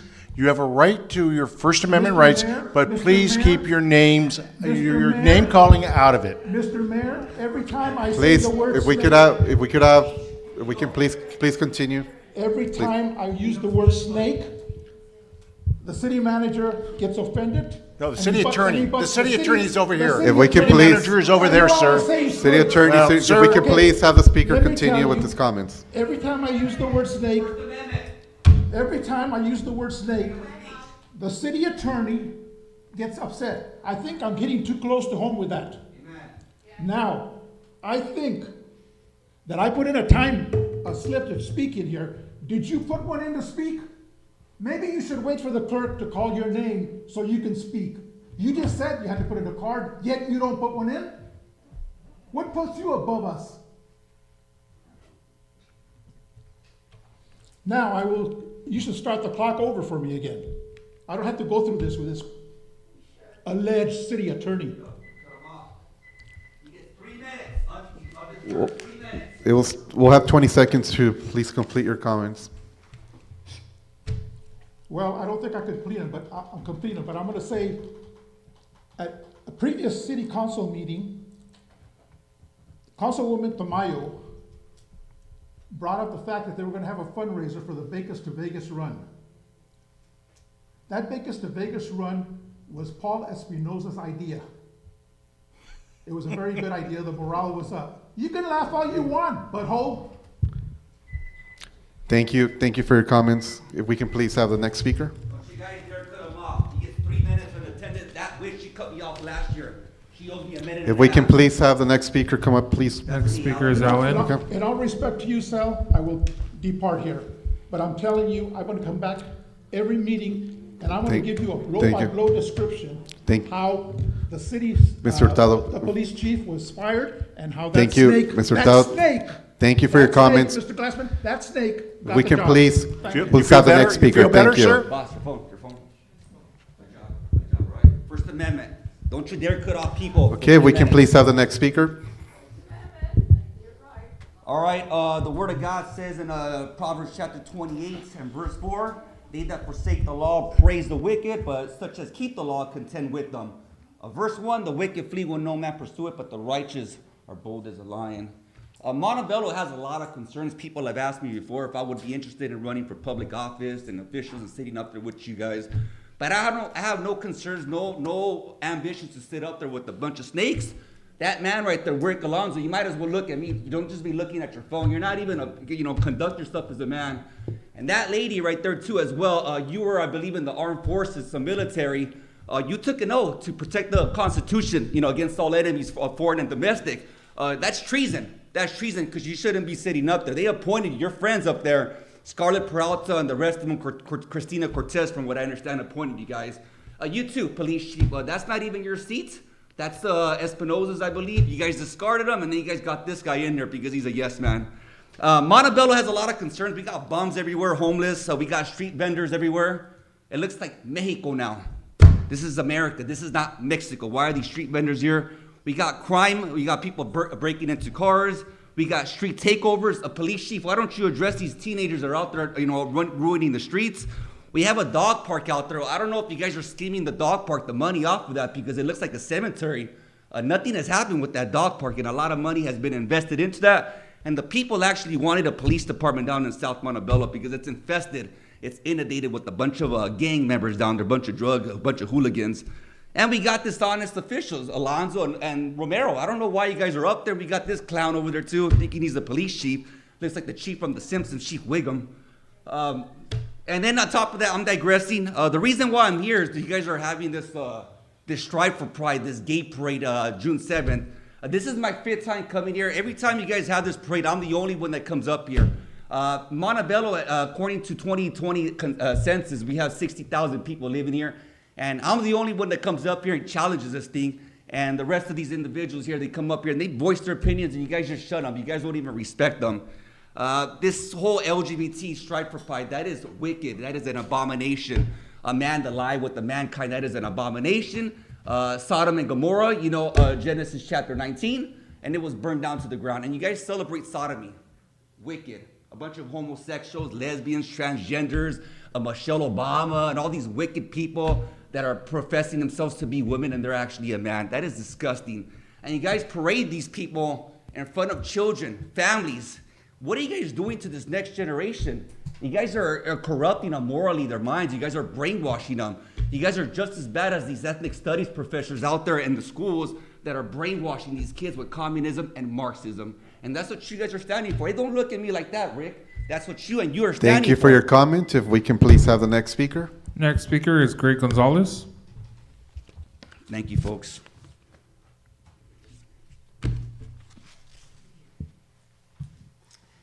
Good evening. Thank you for the time.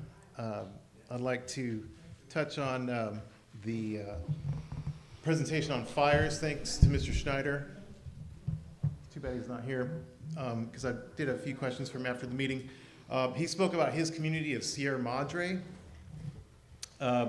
where he kept his home safe through fire abatement and through correct landscaping and hardening his home. But I would like to point out that trees and landscaping and green spaces are not the enemy. The fires are obviously perhaps unpreventable, but climate change is something that we can do something about. I would also like to point out that Sierra Madre, I just looked it up, has a tree canopy of somewhere between 27 and 39%. Okay? Montebello's tree canopy, as we heard from tree people last year. If we can please have some of the audience just give the respect to the speaker that's speaking right now. So Montebello's tree canopy is 13%.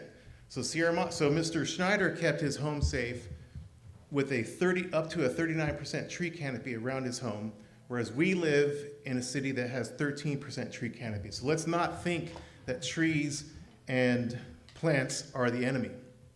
The other statistic I would like to point out comparing Sierra Madre and Montebello, is that home values in Sierra Madre average $1.5 million, and home values in Montebello are $750,000. Average is $750,000. So double or triple the tree canopy, double or triple the home value. There is a direct correlation. Regarding my fellow residents' comment about education, I applaud that. I encourage that education regarding fire prevention and hardening our homes against fires. I also encourage more education on sustainability and environmental justice in our city to allow our residents to understand how we suffer from environmental injustice every single day. Finally, regarding Councilmember Romero's comment about landscaping, I encourage you to look into native landscaping and sustainable landscaping native to California, which is more fire preventive and also better for pollinators and birds and butterflies. Lastly, I come bringing more gifts. This regarding sustainability, one thing Mr. Schneider also did not mention was the amount of plastic in homes that left toxic air and waste on the burned properties. If there was less plastic, there would be less toxic waste after. So I am here to compare. This is a paper towel that has been used once. Whoops. See, this paper towel has been used once. This cloth, I got 20 seconds for that interruption, yep. This cloth has been used, I estimate, about 870 times. If you can please address the council. Okay, this has been used 870 times. So after the meeting, I'll be sitting outside. I will give out these to the first 7 comers. I'm running out of money, so let's please stop on your own. I'll also be giving out tips on sustainability and ways to Thank live you. more sustainable Thank you lives. for your comments. Thank you. If we can please have the next speaker. Mayor, that does conclude all public comments and non-agenda items. Okay, thank you to all the speakers. We'll move on to staff communication, items of community interest. Yes, sir. Mayor, council members, a couple of items I wanted to touch on. I wanted to thank our police department and our chief. This weekend, we actually had a soft rollout for our parks division. It started at Grant Ray Park, and they were very helpful as part of the NBA festivities and all the activity that we have at Grant Ray Park. We were planning at the June 11th meeting to do a full presentation to fully describe to the community how the program's going to work, and God willing, unless something crazy happens, we should have the full gamut of the parks division out by June 11th. Additionally, I wanna congratulate our planning department. Recently, they were awarded the 2025 Daniel Burnham Planning and Excellence Award by the American Planning Association. This distinguished honor was given to the city of Montebello, to the planning department, because of our general plan, our downtown Montebello specific plan, and our bike master plan. And these are all efforts that lead towards Montebello being a safer, stronger, and more equitable community. It should be noted, this is actually a national award. This goes in comparison with other national cities, so it's a really important thing for our city. We commend our planning department, all the staff, many hours, many efforts, a lot of community engagement, a lot of input that came from the residents to put these plans together, and the end result is this award. So congratulations to the planning department. Thank you for that, City Manager. We'll move on to our regular business. And I believe we do have a presentation for item number 13. Yes, sir, Mayor. Giving the presentation is our Director of Public Works, Cesar Roldan.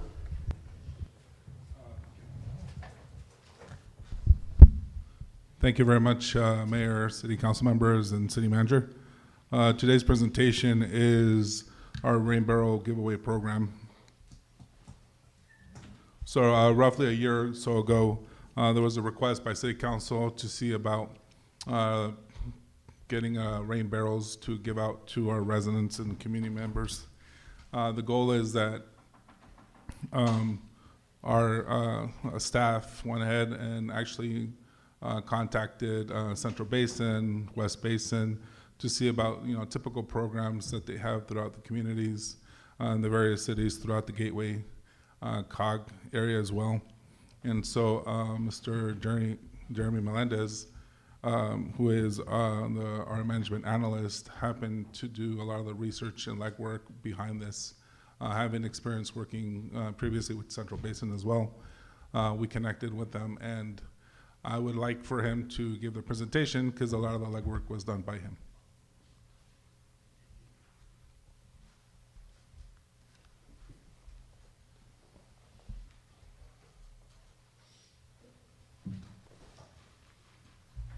Honorable Mayor and City Council, thank you for taking the moment to listen to this presentation that we want to bring this program for Rain Barrel Giveaway to the City of Montebello. So just to give a little bit of an overview to the program, the City of Montebello is looking to launch this Rain Barrel Giveaway program to promote water conservation and sustainability among our residents. So the City of Montebello is aiming to distribute about 300 rain barrels across the 5 districts. So that should average about 60 rain barrels per district. Our aim is to do this equitably and fairly throughout all the districts of the city. So as mentioned by Director Roldan, this event will not be impacting the city fiscally, but will be actually funded by a member agency allocation program on behalf of the Metropolitan Water District of Southern California and Central Basin Municipal Water District. So even though we will be upfronting the cost, this will all be reimbursable under this reimbursement agreement that we will be having with Central Basin upon City Council approval.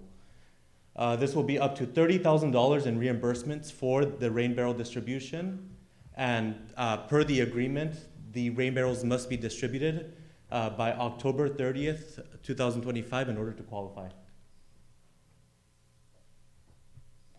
So the purpose of this program is to encourage rainwater harvesting among our residents and reduce the potable water use for gardening.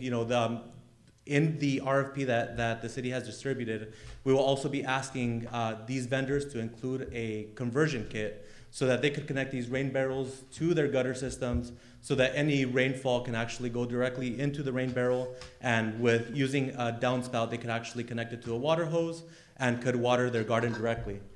It will also help support regional drought mitigation efforts, and it will provide direct benefits to the residents, lowering their water bills and reduce water runoff on their properties.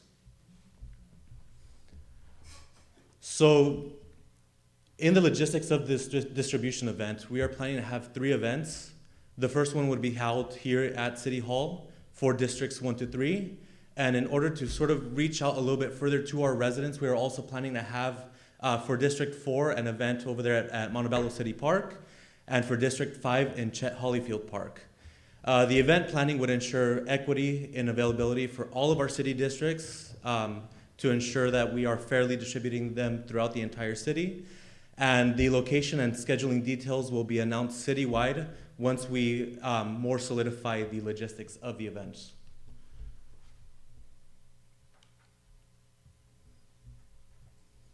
So for the application process, residents will be required to fill out a brief application.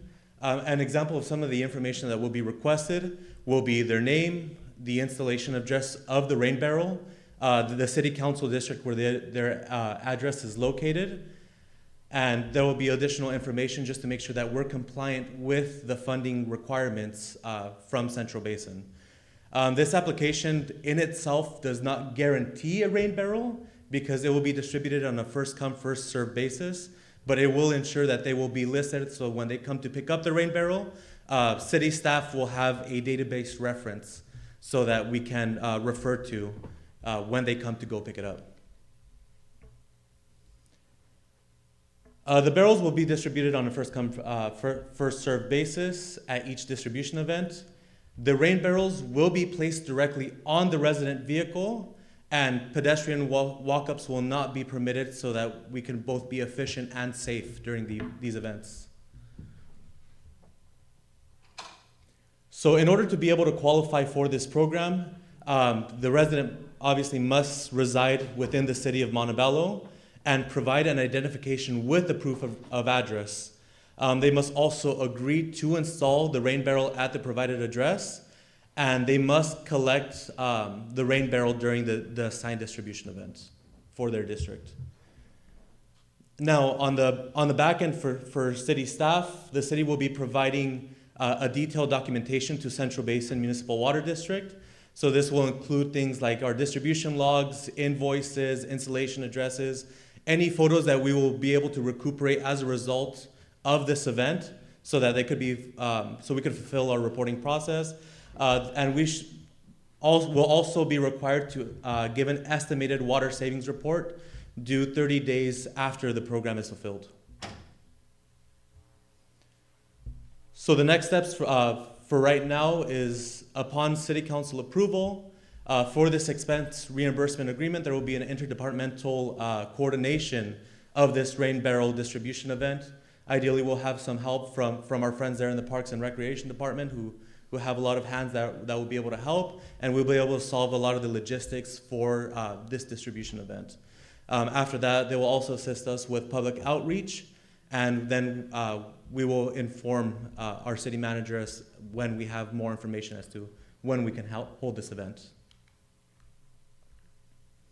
Thank you very much for your time and your consideration. Are there any questions? Thank you for the presentation. Thank you for your hard work in this. Extremely exciting to have this be part of our, well, upon approval, be part of our community. But I'll turn it over to see if my colleagues have any questions or comments. Councilmember Peralta. Thank you. Just a brief comment to just say thank you so much for your presentation today. I know it's been a long night, so I appreciate just your time and effort, and really just also want to highlight the intention behind the strategy of the distribution. Seeing now that we're in districts, there's a lot of concern in terms of equity or how things are distributed in terms of opportunities for our community. And so the fact that not only is it district-based, but we're going outside of council chambers or outside of City Hall to meet people where they're at within their areas, I think was something that I really appreciated behind this initiative. And then I just want to recognize also in terms of a speaker earlier wanting to having the city continue to prioritize efforts on sustainability. That's something that we really take at heart in terms of just trying to find partnerships and opportunities to continue these types of efforts in our city. So just want to, again, thank you for your time and for the intention behind the way that the program was developed. So thank you. Thank you. Does anybody else have any questions or comments? Yeah, no, I'll go. Thank you so much. I appreciate the presentation. It's been a really educational night for me tonight. Fire prevention, the importance of fire prevention, the importance of mental health, and obviously now the importance of water conservation. We live in an extremely arid part of the world, and more than ever, it's important to conserve as much water as we possibly can. I appreciate this effort. I speak from the perspective that I worked for a company that actually was trying to improve water consumption efforts at an agricultural, at a large-scale agricultural level. And this is important to me, because these aren't divinations or acts of God. The lack of water is simply the part of the world that we happen to live in, and everybody should be aware of the fact that they can do more about conserving the water. I know a lot of us remember when the city was asking us to not water our lawns not too long ago because of the scarcity of the water.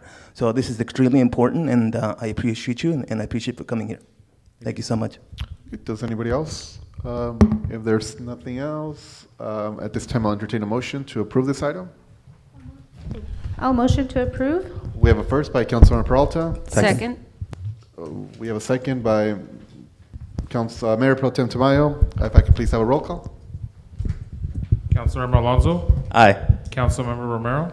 Aye. Mayor Pro Tem Tamayo. Aye. Councilmember Peralta. Aye. Mayor Melendez. And I vote aye. All right, we'll move on to the consent calendar. Thank you very much, Mr. Mayor. Members of the City Council, we have items 13 through 30 for the consent agenda tonight. It's at this point in time that any council member who wishes to discuss any of those items would have to designate the items they wish to speak on, or if there's any public comment card. I'll first start with that, Mr. City Clerk. We do not have any. Thank you. So I will go through the rotation for tonight. We have items 13 through 30, and I'll start to see if Councilmember Alonso, do you wish to pull any of those items? I do not, no. Thank you. Councilmember Romero, do you wish to pull any items? I wish to pull item 22. 22. Moving on to Mayor Pro Tem Tamayo. No items. Moving then next to Councilmember Peralta. Item number 17, and I just, if I may quickly clarify, for public comments, are specifically for items on consent, do the cards need to be submitted at the beginning of public comment or before we reach consent? Generally, we wait till consent items, but I think the Just- city clerk's office, for a matter of just processing, would prefer them being turned in as early as possible. Okay, just wanted to note that there were no more speaker cards, so just in case anyone did have a public comment for any of the items, just wanted to note that. Yeah, we'll make that clear in the agenda. Let me go back to public comments. Non-agenda items. Yeah, we'll make sure that's clear so that the comment cards really should be turned in once we begin the public comment portion or the non-presentation portion. I think that's just, the agenda is published, it's available unless the council is. City Attorney, and noting to the point that Councilor Peralta made, if there was a speaker that wanted to speak on a specific item, I'll go ahead and allow that speaker to come in. This is only for items 13 through 30. Let me Correct. finish polling the council, if I may. Sounds good. Mayor. I would like to pull item 17. Okay, we Thank got you. that. And lastly, Mr. Mayor. No items on my end. So then at this time, Mr. Mayor, at your request, is anyone in the audience wishes to address the city council on any items listed from only items 13 through 30? Is there anybody? If from- you'd raise your hand, I think. No? Okay. Okay. At this There we go. time, I'll entertain a motion to approve all of the items on the consent calendar except for 17 and 22. and 22. Yes, sir. I motion to approve. Okay, we have a first by Councilmember Alonso. I will second. Okay, we have a second by Councilmember Peralta. If I can please have a roll call. Councilmember Alonso, Aye. Councilmember Romero, Aye. Mayor Pro Tem Tamayo, Aye. Councilmember Peralta, Aye. Mayor Melendez. And I vote aye. Okay, we'll move on to item number 17, and I'll give the floor to Councilmember Peralta. Thank you. So item 17 is approve issuing requests for proposals for consultant services for a citywide historic preservation program. I do want to highlight, 16. oh, it's 17? 17 I have is fiscal year 2025, 2026. Oh, I have the old agenda? Okay. That was in my packet. Okay, sorry. Oh, My apologies. Oh, maybe that's why. Okay, yeah, so 17, it's basically the city's effort in terms of now creating a citywide historic preservation program. Beyond the ordinance, it's also developing an actual program on how the city can operate such a preservation program, whether it's through a commission or some sort of body that would deal specifically with the historic preservation of landmarks in the city or other notable areas within Montebello. I do just want to recognize that there was a comment made earlier in terms of now that the DePaul Center in South Montebello has been considered a historical landmark. There's obviously issues in terms of the maintenance of that center, and I know in the past there has been, I think, a desire to work with the owners of that space to see how we can, through collaboration with the city, be able to have a used shared space, seeing that they have really great amenities that could potentially be open to the community. I just want to go ahead and highlight the fact that this is now our effort to be able to take seriously the preservation of these types of historical landmarks in the city, and hopefully this is something that will benefit areas and landmarks like the DePaul Center that right now are somewhat unmaintained due to the lack of funding that the owners have. But hopefully that through either the city or state, we can be able to figure out how we can best preserve some of these very important spaces in our city. Just wanted to highlight that. With that, I'll go ahead and motion to approve. Is there anybody else that would like to speak on this item? No? Okay. So we have a first by Councilmember Peralta. Do I have a second? I second. Okay, we have a second by Councilmember Alonso. If I can please have a roll call. Councilmember Alonso, Aye. Councilmember Romero, Aye. Mayor Pro Tem Tamayo, Aye. Councilmember Peralta, Aye. Mayor Melendez. And I vote aye. Okay, that item carries. We'll move on to item number 22 that was requested by Councilmember Romero. Yes, I just wanted to discuss item number 22, adopt plans and specifications for construction of the senior center basement remodel on Taylor Avenue. This is in my own District 4, and I just wanted to say that I'm extremely excited about this renovation project. It's going to improve lighting, new flooring and storage. The restrooms are going to be remodeled. There'll be a fitness center, a computer lab for both seniors and residents. This has been long overdue. I don't know if many people have visited the basement, but it's definitely outdated and it's needed some love. So this is pretty exciting to come to District 4 and to have it accessible to all residents. And I'm excited to see this project take way. Thank you for your comment. Is there anybody else that would like to speak on this item? Okay, see none. At this time, I'll entertain a motion to approve this item.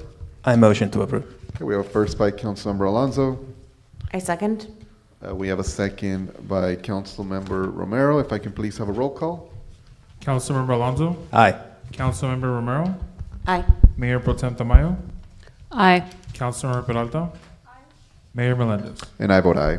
And Mr. Mayor, before we move on to anything else, because I was stating from the old agenda, items 13 through 30, that left off item 31, which is on the amended agenda. So we would need a motion to approve item 31, which is the payment of bills and city warrant register. Okay, at this time, I'll entertain a motion to approve item number 31. I motion to approve item 31. Okay, we have a first by Councilmember Alonso. I'll second. We have a second by Councilmember Peralta. If I can please have a roll call. Councilmember Alonso, Aye. Councilmember Romero, Aye. Mayor Pro Tem Tamayo, Aye. Councilmember Peralta, Aye. Mayor Melendez. And I vote aye. All right, we'll move on to AB 1234 travel reports. I'll go across. Councilmember Alonso, anything to report? No, nothing to report. Contract cities? Oh, I meant expenses. I didn't write down any expenses. But yes, contract cities, I was there. Over the, was it last weekend? Since time has gone by fast. Yeah, look, super educational. It was my first time going there. I found it extremely informative. Met a lot of the council members, and I really enjoyed myself. Okay. Councilmember Romero? Yes, this was my first time attending the meetings, and I was just extremely grateful to be able to attend with my fellow council members. It's extremely informative, lots of good information, things that, you know, I wasn't aware of. It was just development, infrastructure, and just getting to know a lot more that's going on in our city and reaching out with fellow council members, seeing how other things work in other cities, and lots of good information that I took back with me.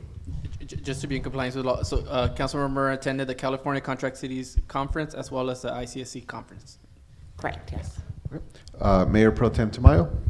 Yes, so I also attended both the California Contract Cities Conference and the ICSC Conference. ICSC is the annual event of the International Council of Shopping Centers.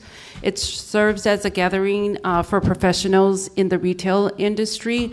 From beginning to end, the city made the most of this opportunity.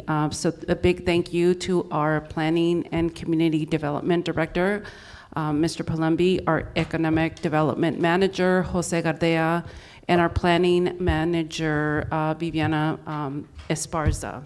This planning team sets up appointments with key property owners in Montebello, provides talking points, and each meeting has a purpose and an ask.